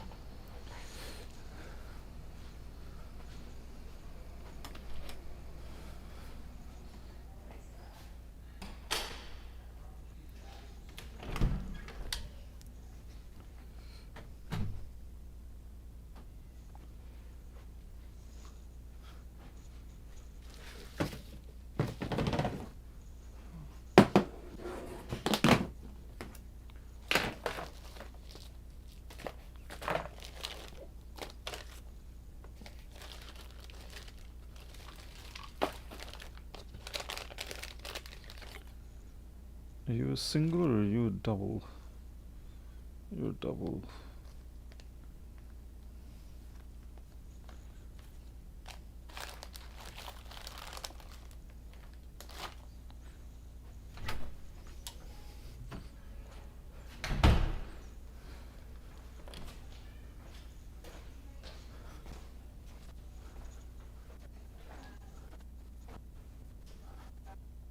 Everything okay?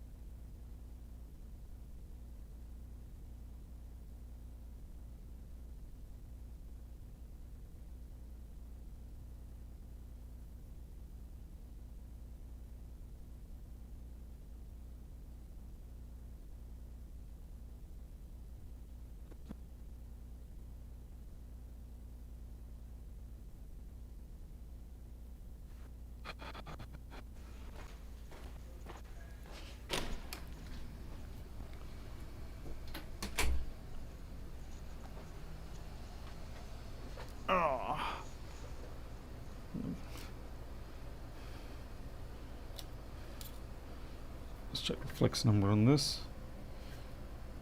828. Damn it, not the right one. Aha, that's the right one.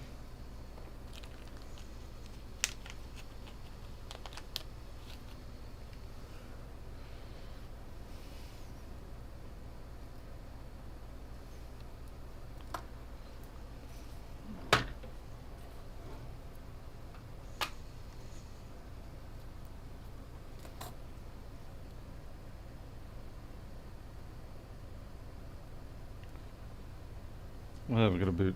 It's a bad connector. That's hilarious. Yep, we've got 20 volts. Oh, wow. Well, what do you know? Turns out it was just a bad power connector. Let's see if we actually do get a boot.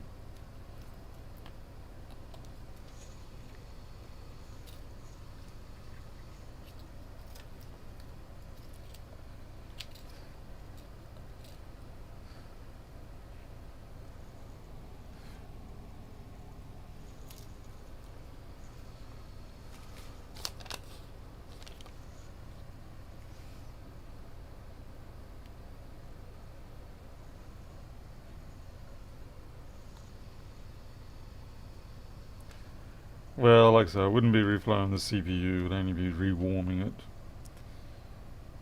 That said, there's no guarantee this is going to boot either. It could still need that. Not getting anything up yet. Oh, there we go. Alright.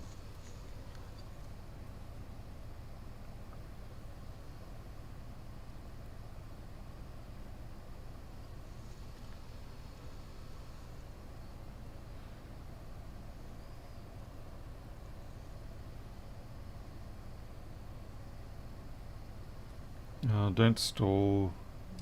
Come on, keep moving. Tick, tick, tick, tick, tick, tick. It's obviously, I'd say it's doing a file system check there.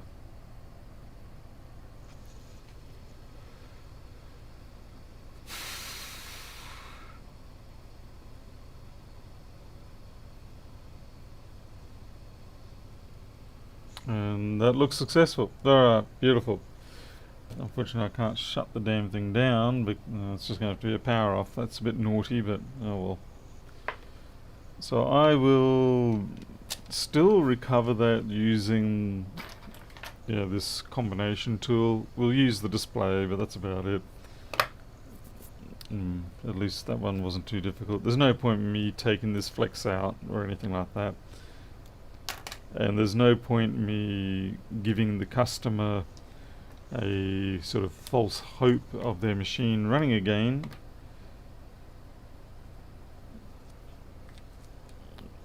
I may... Depends what the cost of these are at the moment. One of the type of flexes for these machines costs a stupid amount of money for what it is, and the other one's not so expensive. I can't remember which way it is, because that, as far as I know, is the single piece, whereas, yeah, and this is the two-piece one. So the two-piece one, so you can separate the actual connector from the flex. The other one is joined together in holy matrimony.